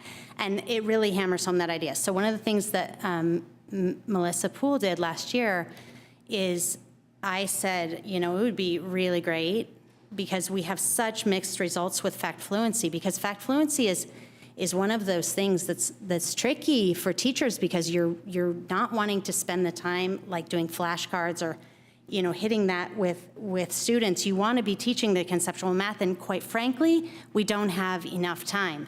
And to put it all on homework at home is like the kids who are already going to do that are going to do it, and the kids who aren't are not, right? And those are the kids who we need to be bringing into this, right? And so when last year, when the intervention teacher, Ms. Bloom, Yael Bloom, and myself were talking with Ms. Poole, and we said, could we get you to support us in having all of the classrooms 3rd through 5th do this fact fluency program reflex just to see, could it work, right? And she said yes, and she asked all of the 3rd through 5th grade classrooms to give 15 minutes 3 times a week in class on the computer to do this program just for fact fluency, right? And we saw huge growth last year, huge. We had it was like 95% of 3rd graders at Marin had all of their addition and subtraction facts by the end of 3rd grade. And then the standard is that by between 4th and 5th grade, you get all of your multiplication and division facts, right? So 4th grade was like, honestly, we had like, I'm gonna say like 70% of them by the end of 4th grade had all of their multiplication and division facts. By the end of 5th grade, it was also like 95% had those facts. And so like, I actually wanna know, going the 6th graders this year from Marin, how are they doing in math? Because actually, it's just like this tool that they have in their tool belt, right? But then there's like so many other things we can talk about. Fact fluency is just one little piece of it. But like, yes, and supporting those kids from an early age, like the 1st grade teachers at Ocean View were saying, we want to have intervention at first grade, yeah, I totally support that, because when you have someone in first grade who has number sense, that kid is going to find success with math all the way through, right? Versus like getting to 5th grade and just being like, math is just such a frustration, and like trying to convince that kid that math is great, right? And so I 100% agree with you on intervening early. And one of the ways that we could do that is that we, give more intervention funds and have consistent teachers from year to year in intervention, right? Which is usually a very small percentage, like it's a 0.2% or something like that. And so we have different people teaching it. Having consistency with a teacher, I mean, look at the reading intervention teachers who have been there a long time and have been teaching it year after year, are committed. We're making huge progress with that. That would be amazing if we had that in math too. It's a long answer, sorry. It's a long, long discussion. It is, yeah. And it's not going to be solved. It's not going to be solved overnight either, Yeah. right? But, there has to be groundwork, and it has to be consistent, like you're saying, more than anything else, and the support that's needed. Yeah. I had a question in general, and this will be my last question, for Ms. Sinclair, which is throughout the presentation, I saw references to the culturally relevant teaching and integrating culturally relevant and responsive teaching practices, demonstrating equitable, culturally relevant, and responsive practices. I'd like if all of you could maybe talk about that. What is, it's kind of words to me, and how do you put that into practice? What does that mean for the teachers in the classroom? And then the other part of that is you said there's a professional learning with BEAR, becoming anti-racist educator. What does that mean, and how is that really put in practice? Yeah, there's somebody here who could speak best to that, if you want to have a chance to take to that. I'm going to talk to the cultural competency. So I do believe that all teachers need to have some really strong training in cultural competency, to systems where a training where you are in a situation where you're identifying your personal biases, you're seeing how that plays out in the classroom, because nobody is done with that work. That work is ever going on. And so I think that that we need to do some of that work. And I'm working, right now I'm getting somebody, a consultant, to come in and work with the high school on this. And I'm hoping that I can move this person down to middle school too. The middle school principal has asked me for this training. I think we want it, I think we need it. And I know that the elementary has had some training on anti-racist teaching. But again, I think it's just ongoing. I think we need a lot of spaces where we can put this out there, and but you have to build trust first, and you have to be in a situation where you can expose yourself. And so I think that having this kind of formal training first, and then continuing the practices as we move on. That's how I see it. And then the BEAR, I'm going to have Jen Gripman speak to. Hi there. Yeah, this is our 3rd year of having an optional. It is an opt-in group called BEAR, which is Building Anti-Racist Educators. They happen once a month, and it's open to any staff members in our district. We have a handful of people here who attend these meetings. And we have an inquiry series throughout the year. The theme this year is on accountability. And so we have articles, podcasts, videos that we watch ahead of time, and then we get together and have great discussions. And one thing I really love about it, we don't have a ton of opportunities to talk cross-site. And we have it more at the elementary to kind of do cross-site, but not across the board. And so it's really awesome to be able to have teachers from every level speak with each other and get to know each other. But it is optional. It's opt-in. We have this year about 30 teachers that are participating so far, and it's open to anyone on staff. Just a part of that question is, I get it, and the mea culpa that we do around bias is one thing, but I'm really wondering about cultural practices. How do teachers become more fluent in cultures of this diversity that we have here in Albany? How are teachers going to address that in their classrooms? How does that become real? You know, I mean, you recognize your own biases, but then how do you step beyond that to make those students, every single one of them, feel welcome and that the teacher really cares about me and understands me and my culture? I don't have the, I can't answer that for our whole district. I mean, I think it's work that we've, like Michelle said, been continually working on. I can speak mostly to the elementary level. And, you know, that's why it's one of our initiatives to continue this as part of what we're seeking out professional development around, what we're continuing to have conversations about. You know, personally, I think it's really hard to have 3 giant initiatives with the amount of time we have for professional development, to have 3 giant initiatives that are all so important, all happening at the same time. You just can't give, in my opinion, again, this is just me, the amount of attention that you need to all of it. I think that MTSS, the reason, and I don't want to speak for you, Michelle, but I think that one of the reasons why we're talking about MTSS first is because it is that umbrella. And I think that anti-racist teaching, culturally responsive teaching, UDL are all kind of under that umbrella. So MTSS is kind of this place where we're starting to get a really good understanding of, and those other pieces come in underneath that. And so I think that we're being really wise in starting out by looking at MTSS first and then moving more into the other initiatives as we go. But to do them all 3 of them at the same time, I think is really difficult.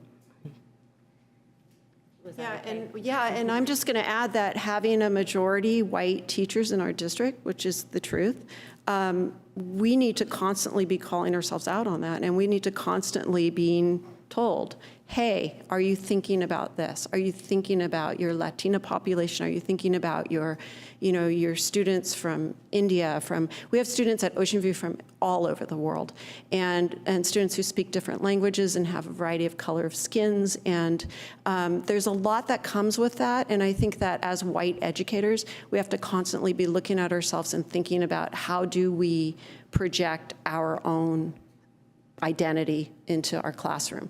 And so I hope that there's other ways we can do that work. It's continued exploration is what I would say. But it has to always be in the forefront. Trustee Boyd. Thank you. I'm going to try to be concise and just kind of go through the things because there's all manner of things. I want to thank Vice President Duran for her questions and comments, and also Jen Gribman and Director Sinclair for, I very much want to amplify many things that you both just said. I absolutely want to underscore that this is work that is never done. As Director Sinclair said, this is work that always continues. I want to ask or suggest that when we are bringing consultants in, and I very much appreciate highlighting the fact that the vast majority of our educators are white educators, that when consultants or outsiders are brought into the district that have expertise, hopefully, in these fields, because there are many people who have dedicated their entire career to being experts in this area, that we put a focus on bringing in people of color. I want to point out that I appreciate the benefit that can come from focusing on MTSS first, because in a perfect bias-free world, that would be addressing all the issues that we need to address. But when you have bias and racism, et cetera, even if you have a good policy or a good initiative, that colors the way that the policy is implemented. So even though the policy will not be what it can be if there is that, that lens, or it will have an impact regardless of what intentions are. So I just want to make sure that we're keeping that at the forefront as well.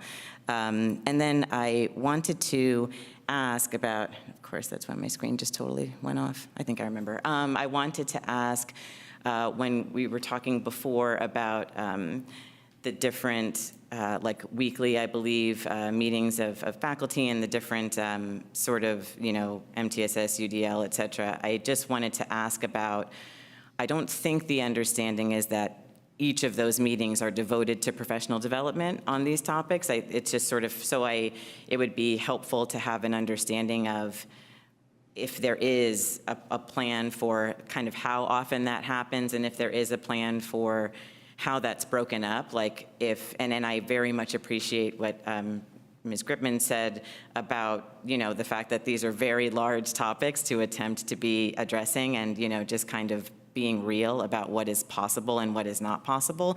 But I just wanted to ask if there's a thought as to how that professional development is getting split up to kind of make sure that we're, to the best of our ability, giving, an equal or just being intentional about how much time is going into the different, those 3 different areas. And then I think lastly, for now, I'll just say that I'm wondering about, and I appreciate Ms. Gripman again pointing out, but this is an opt-in, the program that you were talking about, it's opt-in.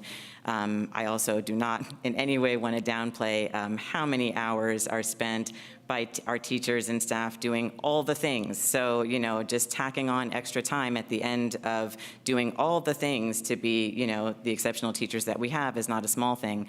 I also want to point out that it's not easy for people to do the anti-racist bias training type of work. It isn't, it's not pleasant, it's not fun to look at yourself and really try to figure out where are these preconceptions coming from? Why did I think that way when that student said X to me? Would I have felt that way if a different student had said that to me? And it's difficult work.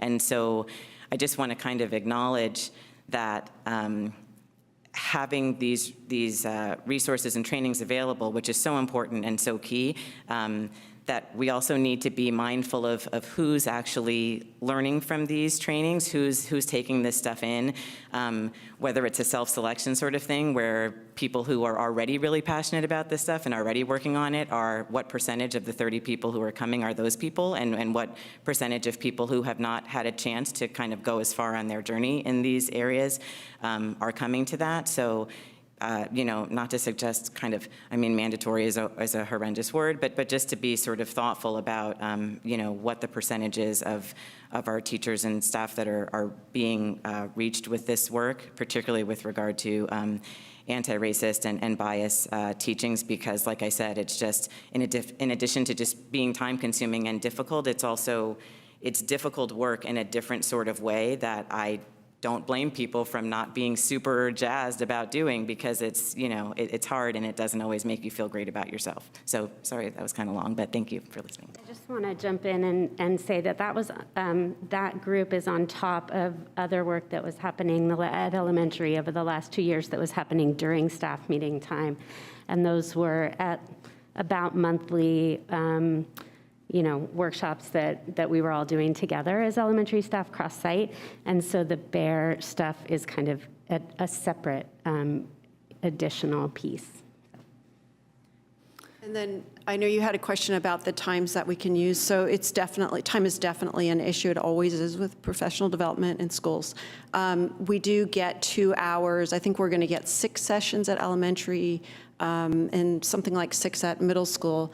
And high school, we're going to be doing the cultural competency, using that time for that. So all staff will be involved. It's not enough time. I wish this person who I'm hoping to contract with does full-day academies. Unfortunately, we just don't have that. We can't get subs. We can't, we don't have the capacity for that, but it would be ideal to have that. But we're doing the best we can, and I feel like PD is like, if we can get just a step ahead at least, we can just keep moving. And I want to just also address the cultural competency piece. I think that it's really important that we become a district that puts that into all practice. So any PD you have, people are brave enough to raise their hand and say, hey, how does this reflect on our students of color, and so I just want to add that piece, and hopefully we will be there. And also there's other training that we have to do at elementary, and that's our new curriculum in TCI. So it's definitely going to be pretty tight. Thank you. I really appreciate I mean, this is incredible just for us to really get, as you said, on the same page about what MTSS is. And I think we're all beginning to comprehend the volume of, of work that needs to be done.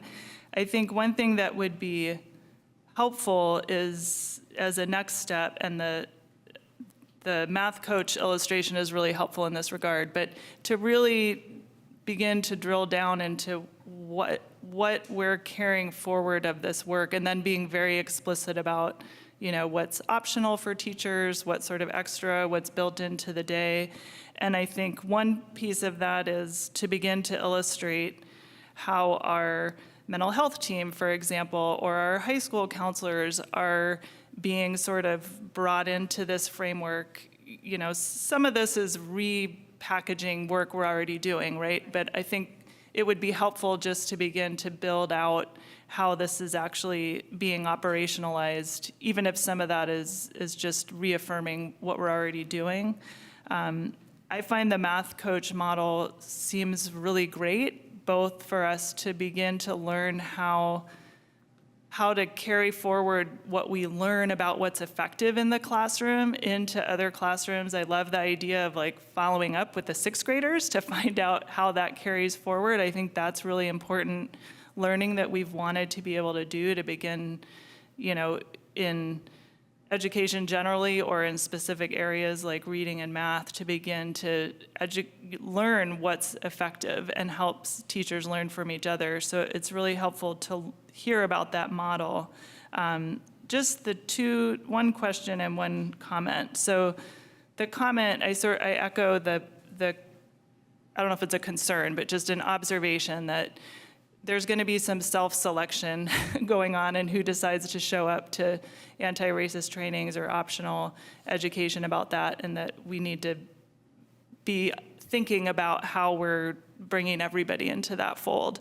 But the other thing I think we should be explicit about is that our areas of achievement concern, as we talked about 2 weeks ago, are not across our school community, right? They're concentrated in racial groups, they're concentrated in ethnicities, they're concentrated among our low-income students. And so when we talk about a framework of interventions and support, I think we need to be really explicit about what's producing those inequities, because otherwise I think we miss the mark about, and I'm not suggesting you're not already doing this in your work, but I think it's not sort of coming through in the description, is how are we thinking about the fact that it's not just some students we're not educating some students well enough in math, it's that we're not educating all of our Black students well enough in math. And so how does that shape how we think about what math coaching looks like, right? And so I think being a little bit more explicit about that would be helpful. Because I think otherwise we end up talking about it in the same terms we always talk about it in, right? And then the question I had was something you presented about the high school math program, was just some follow-up on the bullet that says gathering data on students who need more supports and facilitating conversations about what supports they need. Because I think this is another piece we've really struggled with, which is especially the case in high school, when you can offer tutoring, you can offer, you know, a lot of kids will just stop taking math after 2 years. So I think I'd love to hear what your thoughts are about what it means to effectively gather data on students across classes, across different activities in the high school, to really identify who needs help, and then what those conversations look like about what supports they need. I'd love to hear more about that.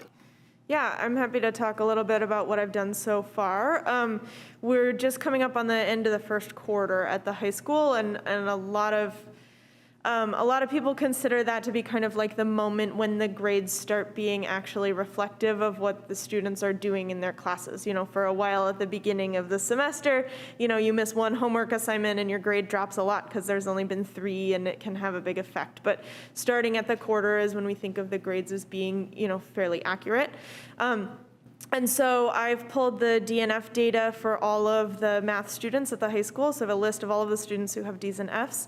And I'm going through those students and I'm looking at their attendance records. I'm looking at their grades in their other classes. I'm looking at their number of missing assignments. I'm looking at kind of their past grades.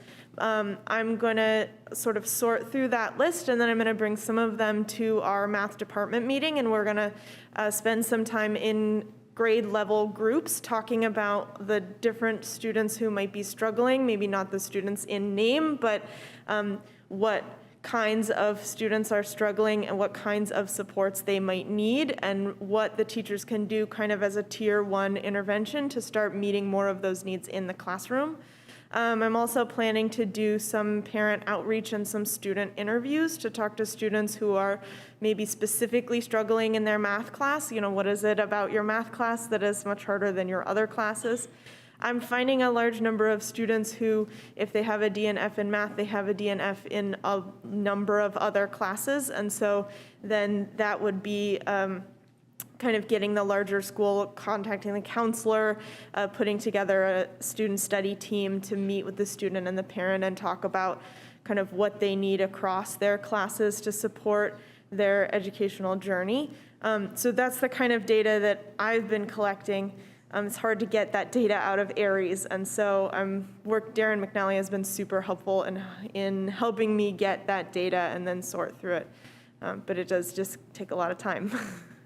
Great, thanks, that's helpful. I think it would be really interesting to hear your thoughts, you know, toward the end of the year about what that might look like as a scalable model, right? So outside of, you know, I won't be here, so I don't know what's going to happen with the math coach positions, but, you know, if we were to do something which Principal McNally has talked about before, which is to have somebody whose job is to kind of do what you're describing for a set of students. So it'd be really great to hear more about the whole process, and then specifically about kind of what the students have to say about what supports are useful, because that's another piece we've talked about, is how do we hear more from students in some format, you know, obviously without violating their privacy.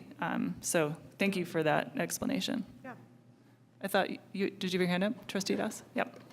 I'm just being patient, letting everybody ask their questions. So I have a lot of questions. Well, I thought I didn't have to press it. See, look at that. I have a lot of questions, and I think, no, that's too close. Please let me, I got this. I've been a board member for almost 4 years now, okay? This is only your second in-person meeting, all right? So you just sit back and relax, okay? All right. So I have a lot of questions. I figured the best way to do it is to kind of take them, you know, one at a time instead of just kind of spewing them all out. So my first question is, why is it optional? What are the rules around it being optional, and how can we make it not optional and make it mandatory? Is it because it's outside of the school hours? Can we just close the school for a day so that every staff member can participate? Because I think that it's important, but I don't want to add like an extra day, and I know that there's kind of like contract rules and things like that. So can we just close the school and just do it that way? I mean, I don't know, but like thinking outside the box and figuring out how we can make it mandatory, what the rules are with that, because I feel like in terms of the importance of this work, the only way that this can truly change the deep-rooted bias that exists throughout the district is if everybody participates. And so if it's optional, in my experience, the people that participate in the optional activities are the ones that still need it and they benefit from it, but don't need it as much as the ones that, So maybe we can tackle that one first, and then we'll. I like to take that because that is in terms of, in military, we would say certain pay grades. We do have rules in our organization with our labor partners, and so the best way to tackle this is to do it collaboratively. We do have some days where we do address these topics that are part of our set aside professional development days, but not all of them. And so to try to hit it from multiple angles is that we have an option, we added an optional piece for those who are interested, what we call like building our critical mass. And then when you have your critical mass through word of mouth and collaboration, teachers recruit other teachers to come on out. For example, this year in the anti-racist teaching, you have a significantly greater number, and I suspect that because teachers are talking to each other about how beneficial this training is. And so as we start to look at having this as part of our focus and training and alignment, this is one of our goals, that it has to be, and you're on the right track, part of our regular professional development. And we're still limited in those days because we only have so few days where we have. And so we have to do something different. So as we continue to grapple and work with our labor partners, who are also in agreement and leading some of this work, that this has to be a priority, that is how we start having folks come as a whole district, if you will. But that doesn't happen overnight, but this is the good initial start that we have. Okay, so just a quick follow-up to that. Make everything you said makes sense. How do we go about making it mandatory? How do we start tonight saying that there are trainings and things that you have to complete, like as an employee, right, for companies, like you have to complete like sexual harassment training and things like that. Like you have to complete those or you can't work, and you have to complete it by a certain time. How do we put this in that realm to say like that this is 100% mandatory? Because the truth is you can't successfully, it is mandatory, right? It's just we haven't made it mandatory yet. So how do we go about kind of getting on the road to that? Can I say one thing? We don't use the word mandatory necessarily, but we do have professional, like the after-school days, teachers are required to come to staff meeting and they're required to do the collaboration after. And so what we do is we take that block, and that is a requirement to come to that. So though it's not, I don't know if mandatory would be equivalent to that, but that is a required time to attend. And that's what we're going to use for the beginning step of this, which is the high school piece. Can I speak to your first question? Just from a teacher's perspective. So I am in the BEAR group, and I have been this year and last year. But I just want to say that for 2 years, our main focus of our professional development for everybody, mandatory, was anti-racist teaching. And I'm just going to do a huge shout out to our amazing Jen Gritman and Marie Williams, who, because it's always about the people, right? And whether professional development is like really worthwhile, they did an amazing job of bringing everyone into that work. And this BEAR group came out of that, right? Like, yes, it would be amazing if we could continue to make that our sole professional development objective, but we did for 2 years, which is a pretty big commitment from our district. And then, you know, what we have now is a desire from educators to continue that work. And so, yes, it's not mandatory, but it was for a lot. Everybody got a lot of training on it. In addition to that, Trustee Doss, if you can recall, as we worked with the entire school community regarding the George Floyd incident, and we had our entire district, hundreds of employees came out, and you participated in that conversation about race, let's talk about it, which was sort of a springboard into this kind of continued work where you had bold, courageous person like a Jen Gritman who took up the torch and led and still leading this kind of work. And so it's not like something, when you say mandatory and compare it against the laws, it's always better to use that collaborative approach. And it doesn't fall just on teachers. It includes the community, it includes you, it includes me. It has to include everyone. So when we say, what are you doing? We have to look in the mirror and say, what are we doing? because it has to be a we approach to this kind of work, as you know. All right. Well, I appreciate the feedback on that. I'll move on to my next question. The other piece of it said that there were a variety of topics, and so during the presentation, right after optional, it said like variety of topics, and so I'm wondering how we go about deciding, what those topics will be. Are you talking about the optional days? The Tuesday, once a month dates that Jen Gribman offers some workshops, and she does that on UDL and Ed Tech and other options, yeah. And then she does the BEAR too. But the topics that we're going to do moving forward for those after school, the collaboration days, are going to be, they're not going to all be one topic because we can't. So at high school, I'm hoping to focus on the cultural competency. The middle school would like to do the cultural competency too. We're going to try to do some UDL. I'm going to do an MTSS so that everybody is aligned in the thinking. I want that to go district-wide. And then you see, here I go into multiple things, but the principal at the middle school, Eric Mapes, has asked me about cultural competency training too. So I think that those are really going to be the big push for this year, and then we'll take it to next year and see where we can go with that, continue it. Okay, so in terms of like how the topics are decided, the administrator, like at each site, will kind of think about what he or she thinks would be best for their site, and then they reach out to you, and you all collaborate on that, or? Yeah, and it has to be aligned with the district initiatives. Okay, thank you. My next question, the math coaches, how did we, what was the process for finding and bringing in the math coaches? And it talked about the anti-racist teaching and cultural responsive teaching. Did they have their own separate training on that? And then is that incorporated in their coaching for the teachers as they go through that process?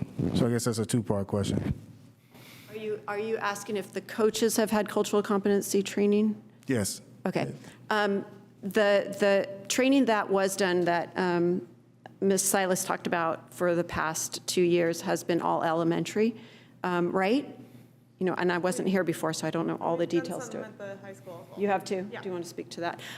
But in answer to that question is that the high school will receive it for now, and then I'm hoping to move it forward to middle school too. But no, there's not explicit, the coaches are new this year and we have not done focused training. But definitely coaches need training, so that's another consideration for us. Go ahead, do you want to talk about that? Yeah, sure. I can talk a little bit about that. I mean, I think the district did post job descriptions for the math coaches, and then selected math coaches who they thought would fit the job description. And so, I can't really speak to that process, although I'm thankful to be in this position, and I think it's a high calling and a high honor, and I want to make sure that I'm meeting those expectations with all the work that I do. I do suspect that one of the reasons that I was picked is that I've been in the high school, kind of been engaged in this work for a long time. I was the facilitator of the professional development committee for a number of years, and we brought in training on restorative justice and anti-racist teaching and leading community circles. And so I worked with a team to kind of implement that professional development for the high school as a whole. And so I think while nobody pulled me aside when I got the coach's job and gave me specific training for that, and I would love to do that. I think that would add in my ability to be the high school math coach. I think a lot of us math coaches were chosen because we are interested in this work, we're dedicated to this work, and they thought we would be a good fit for the position. Well, Annie J. and the rest of the coaches here are very humbled. And let me tell you why you were hired. Because you're awesome, proven educators, chief facilitators and leaders, and that's why you're in the position you're in now, and the district needs you, and that's why we selected you. Well, I second all of that. Thank you. And no, and really, appreciate you, stepping up and doing the work. And so I wasn't asking in terms of saying like that you like don't deserve the position. That wasn't the reason for my question. I literally wanted to know like what the process was for the recruitment. Because one of the issues that we have in the district, which was pointed out during the presentation, is the lack of diversity amongst the teaching staff. So I was just wondering how we went about the process. So I'm still curious as to like what the hiring process was, but maybe that's a question for our human resources or our superintendent. So happy to let them tackle that. But I do want to say that I appreciate all the things that you said, and I'm glad that you're here, and we're lucky to have you. So I wasn't like saying anything like that. Like I'm glad you're here, and I'm glad you're doing the work. Also, I think it's really cool that you said, hey, we haven't done the training yet, but I'm willing to do it. And I think that that's amazing, and that's exactly what we kind of all been talking about. Nobody here is an expert, right? But being willing to say, hey, I will do the training, I will figure it out, I will have the uncomfortable conversations, as Trustee Boyd pointed out, it's not easy work, but you're willing to do it, and I think that that is the first step and an amazing step, and we need more people, within the district like you that are willing to say, hey, I'll do it, let's figure it out. So thank you. And I just want to say for the record about our coaches at the middle school, we do have some diversity. We have Ms. Fisher serving as a coach, amazing teacher, and Mr. Liu. And I don't think we shared that initially, but I just wanted you guys to know that.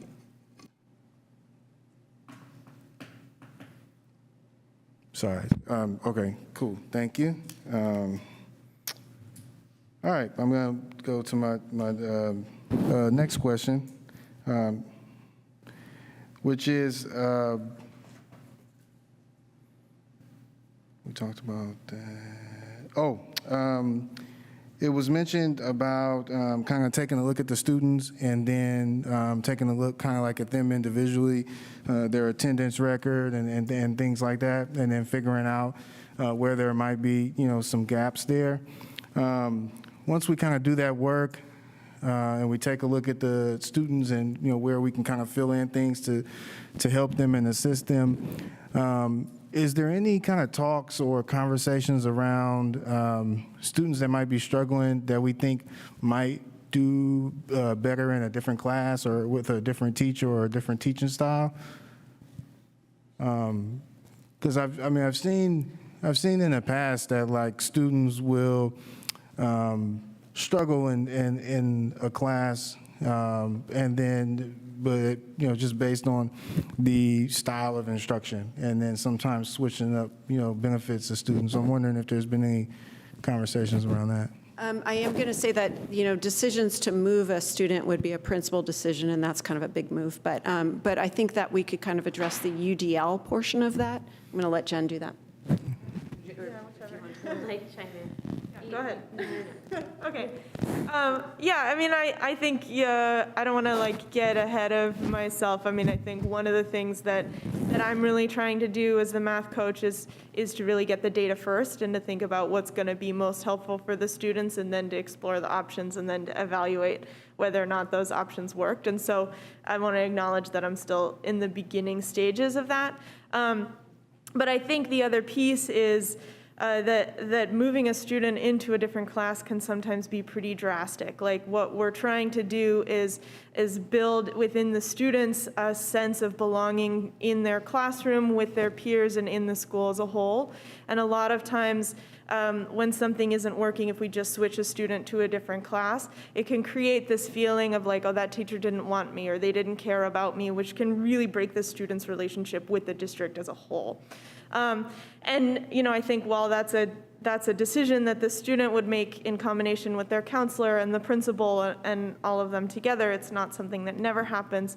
But our goal really is to work on building the skill set of the teacher so that they can build positive relationships with all of their students.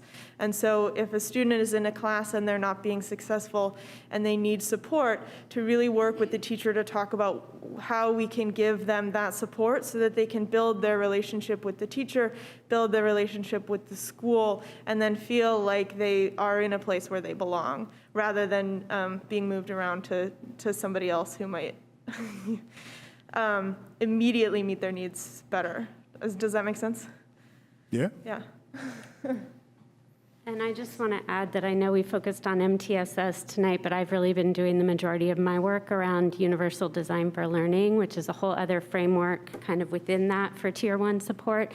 And that's looking at what barriers different students are meeting in terms of meeting a goal for a lesson, for a unit, for the classroom environment, whatever it is.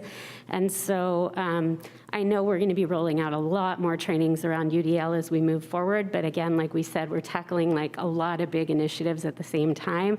So I'm just doing my one, kind of small part of offering these optional workshops after school around UDL, at least to try to build some capacity. Starting right now, and then that will expand later on. But also I'm doing some one-on-one coaching with teachers that have signed up for cycles. And again, yes, now it's kind of an opt-in, but that's going to expand too, so that a principal could reach out and say, hey, I have this new teacher or this teacher that I think could really benefit from that coaching, and we can expand that. But it's been really exciting, and Annie, Jay, and I have been doing that, running through that coaching cycle together, looking at CPM, looking at high school math lessons, and how to look at the lesson with the lens of where are the barriers here for students. Is it in engagement in the lesson? Is it in how the information is presented? Or is it in how they're able to show what they learned out of the lesson? And we've been developing materials that then she can roll out with the other math teachers to really look at CPM lessons. And I've been working with teachers across the district in this coaching so far this year, to kind of go through that process, not only around math, but around like fourth grade social studies or first graders in reading lab or whoever it is. And so that's another way that we're really looking at addressing the particular student and what that barrier might be for that student, and then using strategies to address what those barriers might be. Okay, I only have 2 more questions. I'm almost done.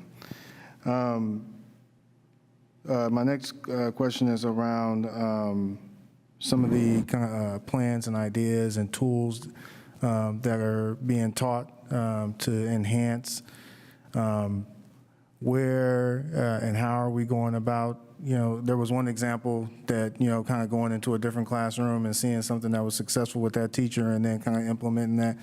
And so what are some of the other ways and some of the other tools that we're implementing, or how are we going about that? Well, this might be stating the obvious, but I am working full-time as a math coach, and Annie J is working 60% as a math coach. And at the middle school, they have 20% of their time, which is essentially one of the 5 days a week, right? But it may not be split up that way as a math coach, but I don't have my own classroom to tend to. That means that if for example, there's a new 4th grade teacher at Cornell, and if that very experienced teacher is doing some really great things, that means that I can go be in that 4th grade class, that new 4th grade classroom's teacher's classroom, so that she can go and watch. Because you guys have given us these positions so that we can support teachers in whatever way works the best, so that teachers can see the things that they need to see in order to implement new practices. That's one idea. The other idea is like, for example, filming a teacher, which not all teachers will feel comfortable with, but if they do, that's amazing, because we can roll that out to a lot of teachers, and that way a lot of teachers can can watch. I mean, just getting to watch another teacher teach is super, super helpful, super informative. And maybe we haven't had as many of those opportunities as as we are looking to have, right? And so that's one thing that we can keep on working on with this work. Really cool. And so my last question is, are there rules and how do I ask? So all the math coaches are credentialed teachers that could teach in a classroom. So are there rules around a math coach teaching a class while the teacher of that class went and completed the training that we're talking about so that they don't have to do it outside of their regular workday? Well, I'll speak to that too, is just I really appreciate that, like, for example, I haven't been pulled in as a substitute teacher just because the substitute isn't available, right? Because the work that I've been doing, and I hope it's the same with the other math coaches, is like valued enough that the principals are not doing that to us so far, right? And so, for example, that work might be supported with substitute funds, right? Or I'll let Michelle Sinclair, or I can talk about okay. it too. Yeah, whatever. Go ahead. I mean, I think the other piece is this kind of like really reflective work on your own internal biases and the way that those might enact themselves in your classroom and in our school as a whole.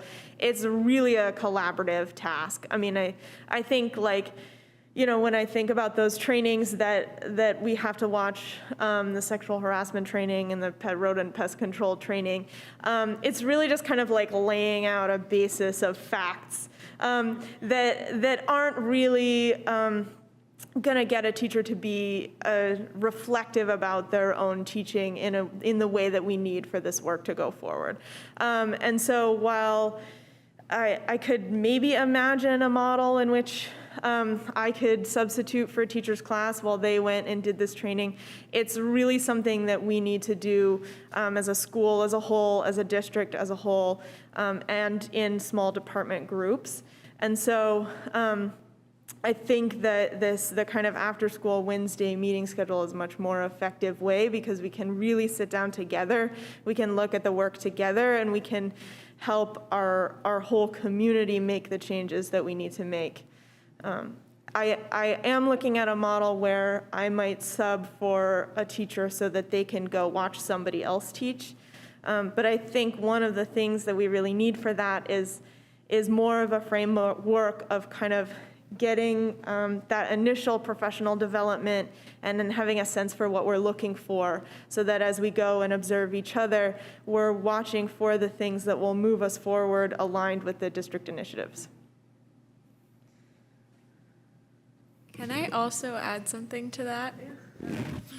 I think that it's really important for students to have connections with their teachers that they have most of the time. And although I do appreciate the idea of that model, I'm just not sure how well it would play out just because so much about elementary and middle and high school really depends upon like students forming that connection with their core teachers that they're having every day. And really the experience with a substitute, even as qualified as some of our math coaches here would be as substitutes, I think that just wouldn't be able to replace almost having their core teacher there because they're so used to having their core teacher and because their core teacher can provide so much for them. And I'm thinking of like college recommendation letters, and it's just really great to have the teacher in the classroom that's supposed to be there.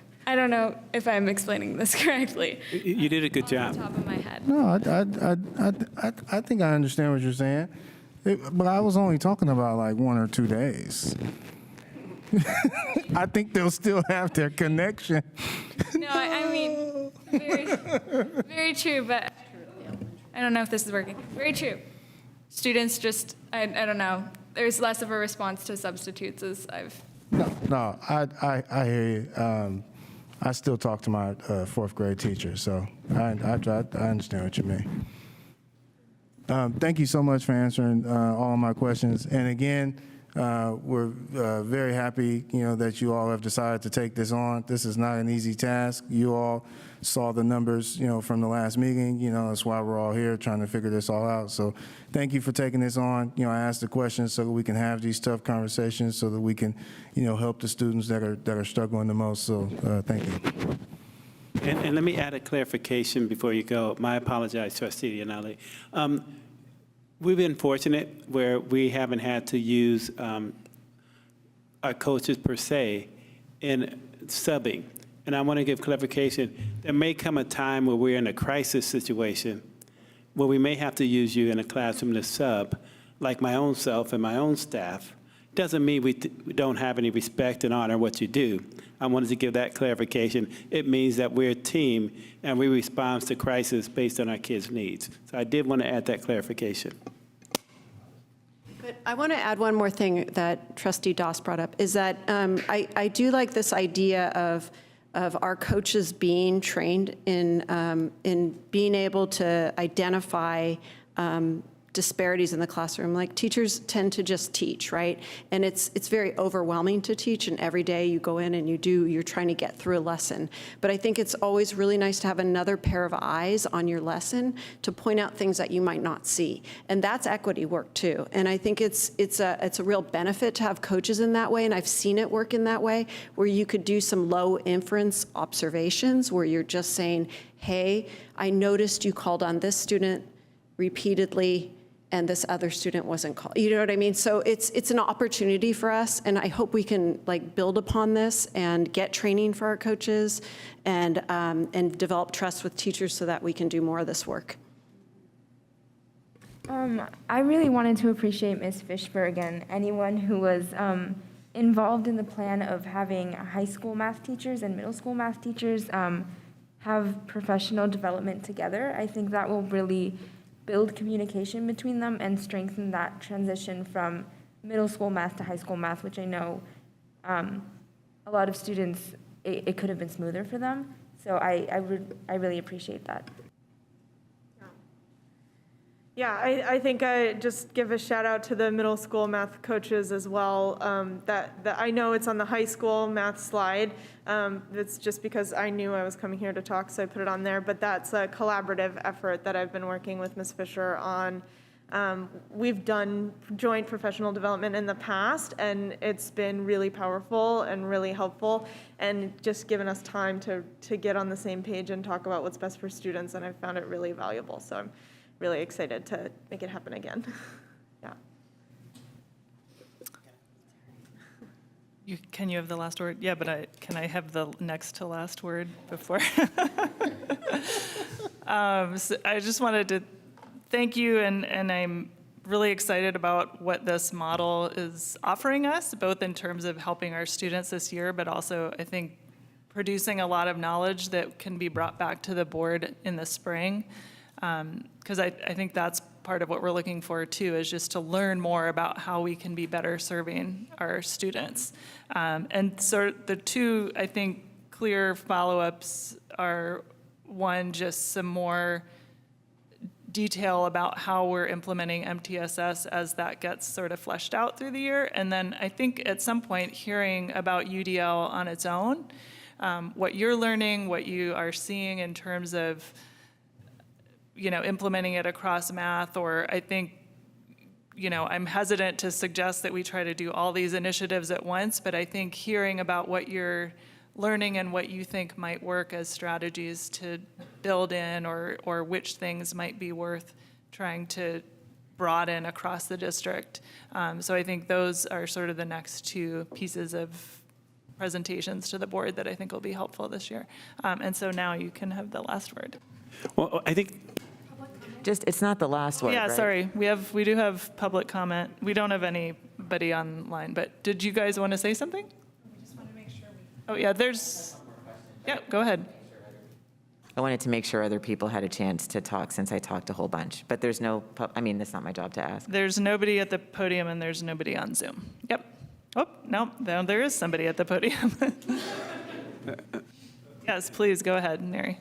Oh, I thought Dr. Wells was going to speak.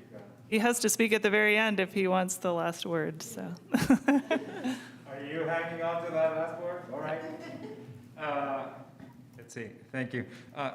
First of all, thank you, Ms. Sinclair, for your presentation. As you know, the district adopted UDL and MTSS over a year ago.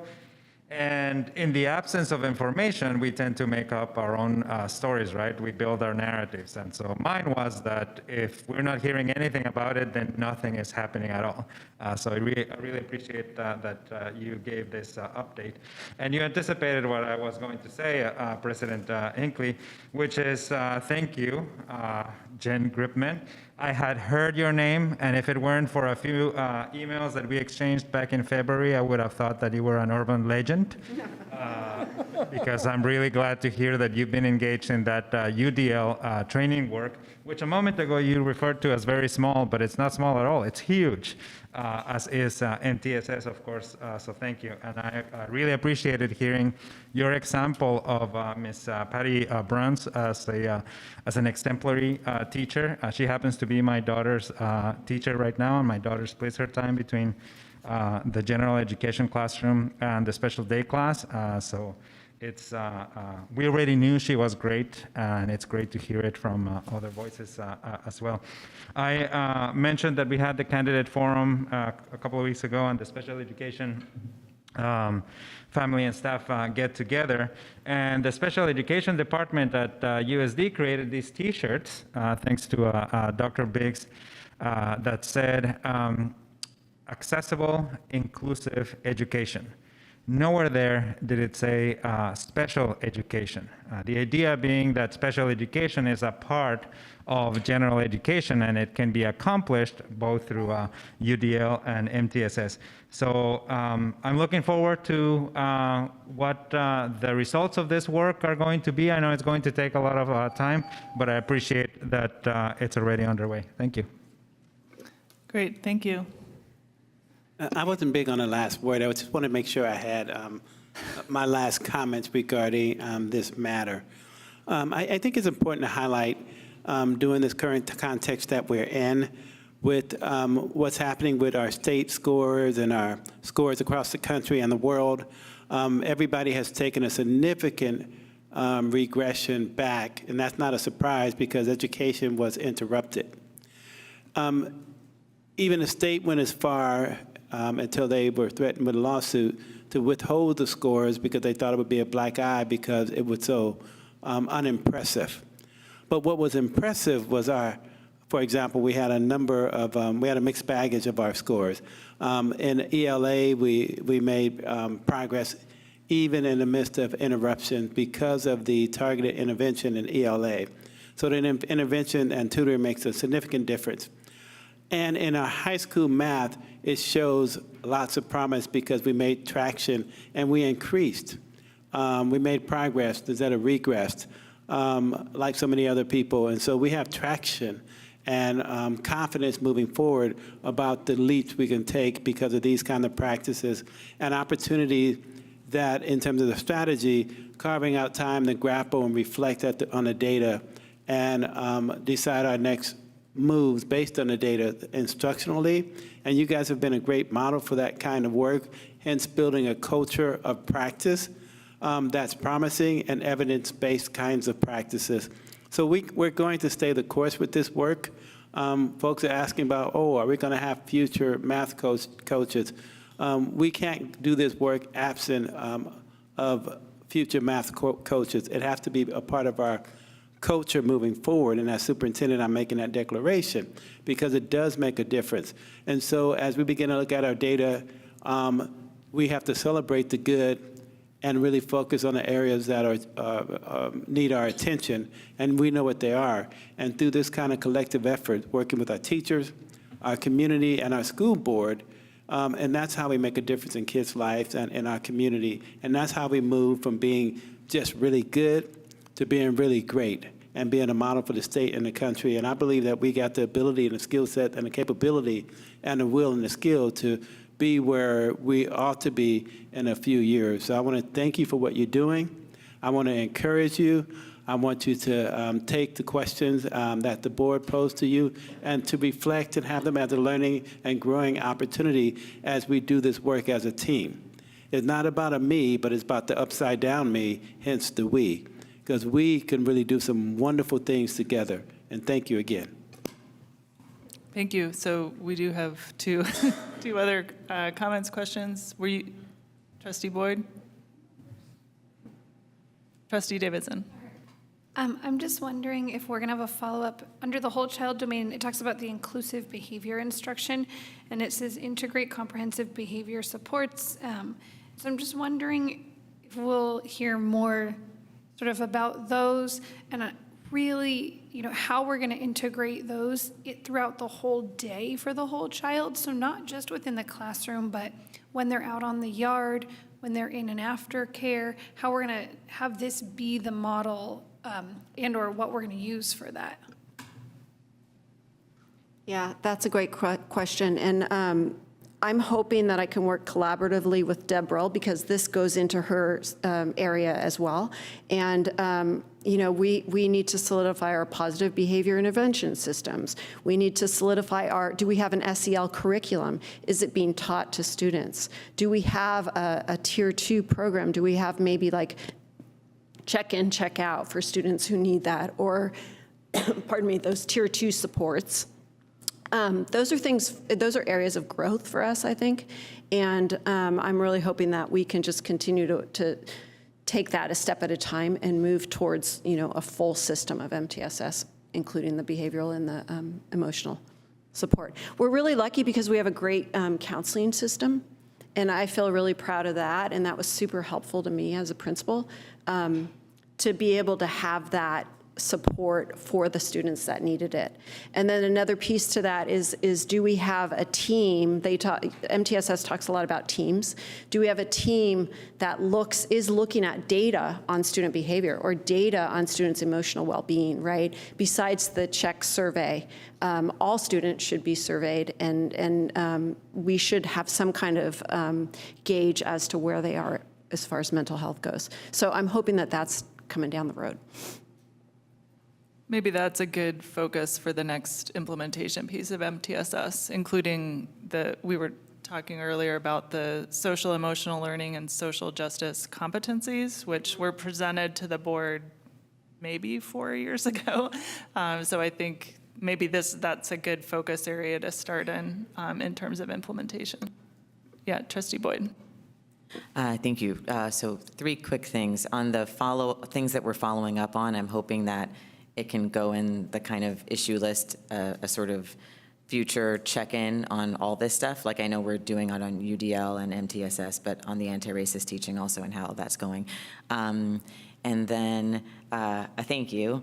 It is late. You've been on your feet this whole time. These questions and answers are difficult. The work that each of you are doing is incredibly important, and just really want to appreciate you sticking this out with us, responding to everything, being so thoughtful and so open and candid about your work. Really impressive. And then just one last question. I've spoken to a teacher friend before who is quite candid with me, and she mentioned that having these professional development full days at the end of the school year can kind of be a bit of a, not to say that the work's not important, but I'm wondering if there's ever been like a survey or a discussion where teachers and staff are asked when they would like those days to be, if there's any discussion about that in the future. I just would want to make it as palatable and easy to kind of engage with as possible. So we actually moved it for the calendar that we approved for 23, 24, right? Moves those days into the year. Oh, great. Yeah. Your friend was not alone. Yeah. All right, so with that, thank you very much. Oh, yes, Trustee Das. Oh, no, you can. Okay. I have, before we go on to the next thing, but you can. All right, thank you very much. Thank you. Thank you.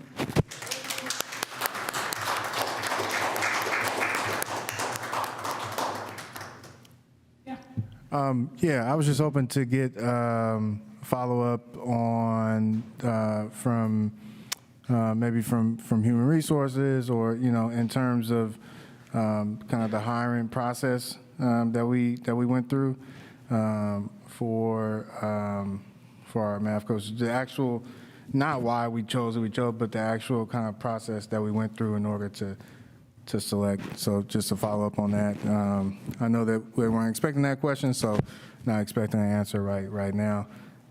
And then I had a kind of a process question, or like rules in terms of, are there rules and regulations around what we can and can't do at before and after care in terms of interventions? So for example, if we had students who needed additional assistance or additional help, could they receive that additional assistance or that intervention during before and after care versus being pulled from class? It depends. It's not a black and white response. It depends on so many things. Be mindful that after school care, before and after, is a supplemental program.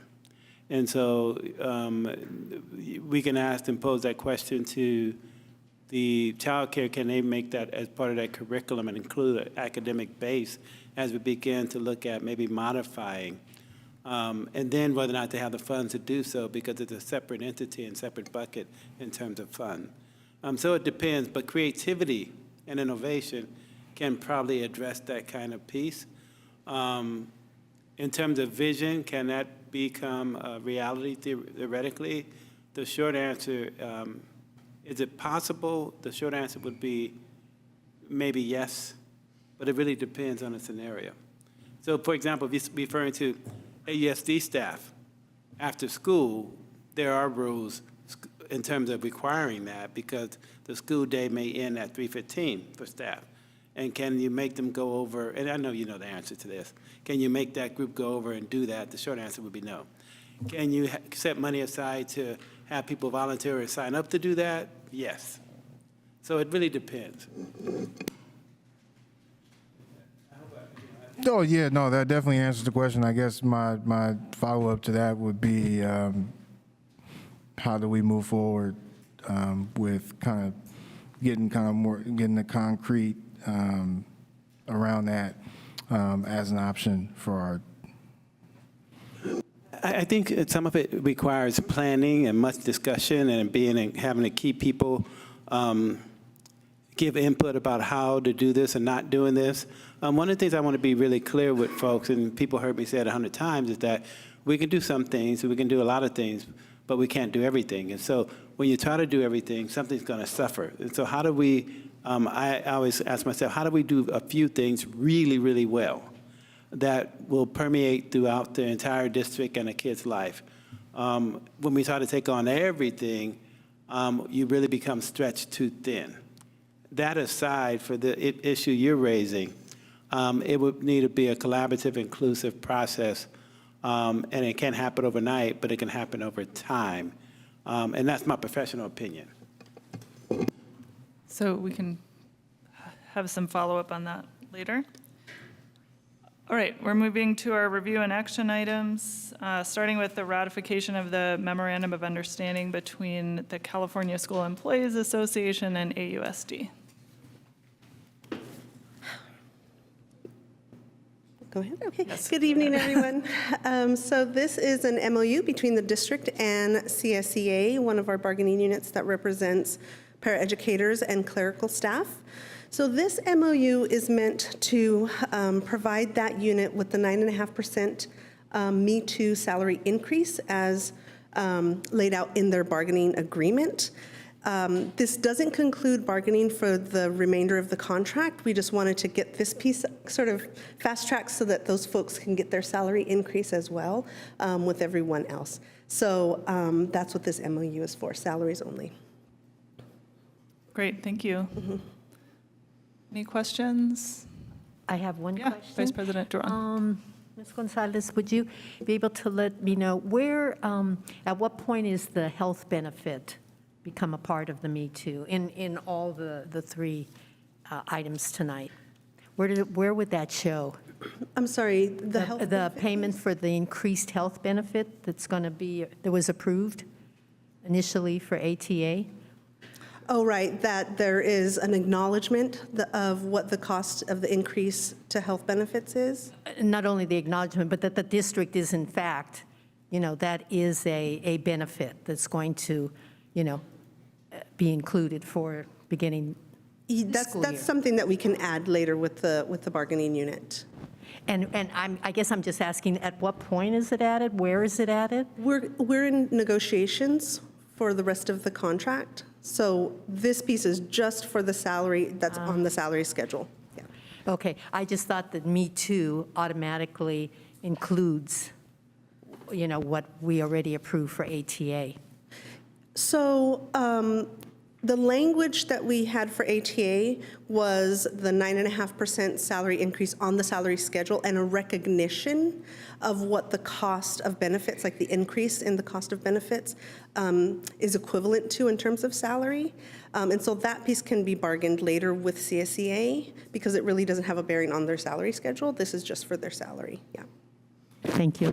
Sure. But also, it's just a recognition that the costs are going up. It's not that we negotiated additional health coverage. Right. It's just a statement we make in the contract that says we are effectively paying more for healthcare because our healthcare company is raising its prices. Correct. Okay. Vice Trustee Doss. So it says ongoing increased payment. When does it actually take effect? Retroactive to July 1st. Okay. Any other questions? I don't see any public comment. Move that we approve the ratification of the Memorandum of Understanding between CSEA and AUSD. Second. All in favor? Aye. All opposed? Abstentions?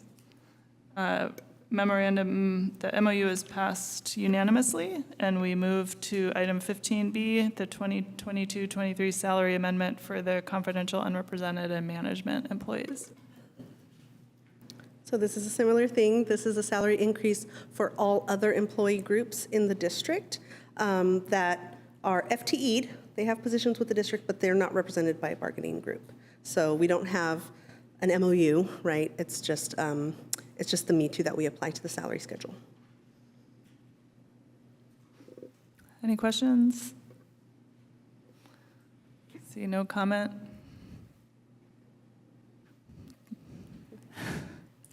I move that we approve the 2022-23 salary amendment for confidential, unrepresented, and management employee groups. I'll second that. All in favor? Aye. Aye. All opposed? Abstentions? The motion passes unanimously, and we move to item 15C, the amendment to pay rates for substitute and unrepresented hourly employees. So this is same thing. We are applying a 9.5% salary increase to some of the positions that don't have FTEs, but they get paid on an hourly basis. So these are going to be like your pool folks, right? Sometimes we hire like music assistants to help the elementary music band. Our substitutes when we have classified substitute employees.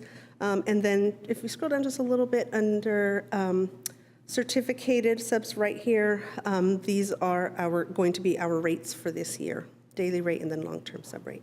We're trying to compete for subs with every other district. So that's what this one is about. Thank you. Any questions? Can you go back up to the other list?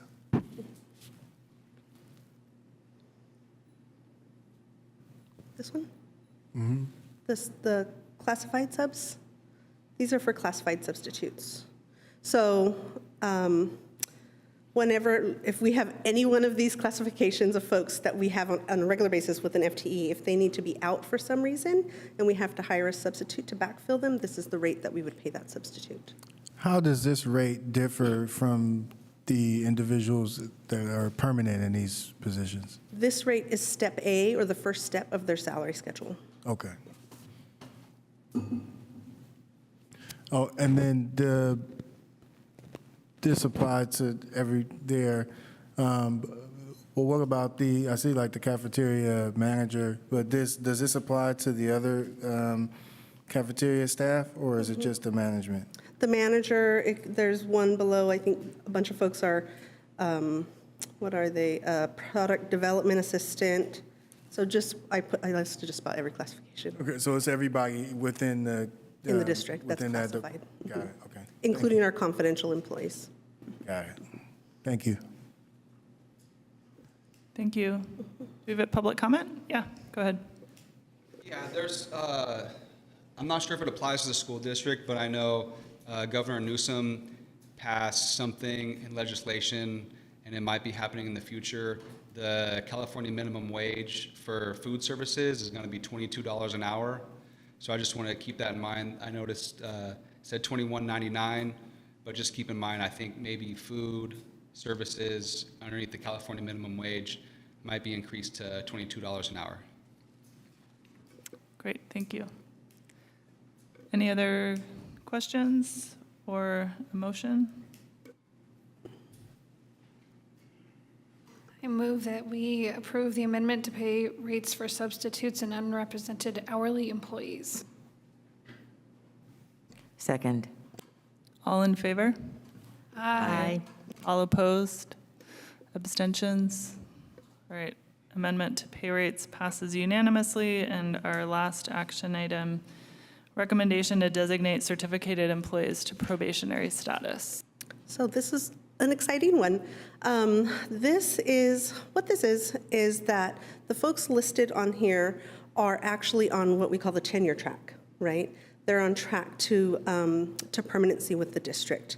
A lot of times we hear about folks who are on temporary contracts, and that doesn't make us as happy as this does here. So to get to permanency, you have to serve 2 years in probationary status. So the first group of folks are in their probe 2 year. That means after they complete this year successfully, they will be permanent next year. And then the list below that, they're still in their first year. They'll have another year to complete before they reach permanency. And so our job is just to designate that we are accepting them in these probe statuses. Great, thank you. Yep, Ms. Vice President Gonzalez, Duran. would it be possible for you to get out the information to the board about based on who these folks are, their ethnicity? Sure. Appreciate it. Thank you. Any other questions? I don't see any public comment, so I will take a motion. I move that we approve the recommendation to designate certificated employees to probationary status. I second. All in favor? Aye. All opposed? Abstentions? The recommendation passes unanimously, and we are done with our agenda items, and we can now discuss upcoming agenda items. Anybody? Do we need to discuss that November? What's that? Do we need to discuss the November thing in any capacity, the meeting dates? Oh, I don't think we can, because we haven't. You could propose it as a future item, sure. Yes. I propose that we put the November meetings on the agenda. We have some date conflicts, so Yeah, we'll have need to talk about it. Bring on October 25th the revision of the board meeting calendar. But before that, the other board members who have no idea what we're talking about will want to know. All right, we have some time, space constraints in November that are causing us to need to reschedule a couple of our meetings. All right, public comment. Yes, go ahead. So future agenda item, I was wondering if the school board might want to readdress bullying on campus, because last week I was around Cornell School on picture day, and I witnessed a student high kick another student in his chest. And so I went around to Talbot, and there was a few teachers on their lunch break, and I mentioned it to Teacher Hawley that it happened. And so I was just raising awareness about bullying on campus. If you guys could re-look at bullying and maybe offer a solution to where students could fill out a survey, or a school resource officer can randomly ask students if they're being bullied, some sort of avenue for students. So that would be a possible future agenda item, bullying on campus. No bullying on campus. Thank you. Great, thank you. All right, seeing no other agenda items, our next regular meeting, or our next special meeting is Monday, October 17th at 6:30 at the Ocean View Library to discuss our environmental action plan. Our next regular board meeting is Tuesday, October 25th. And thanks, everybody, and we'll see you on Monday. We are adjourned.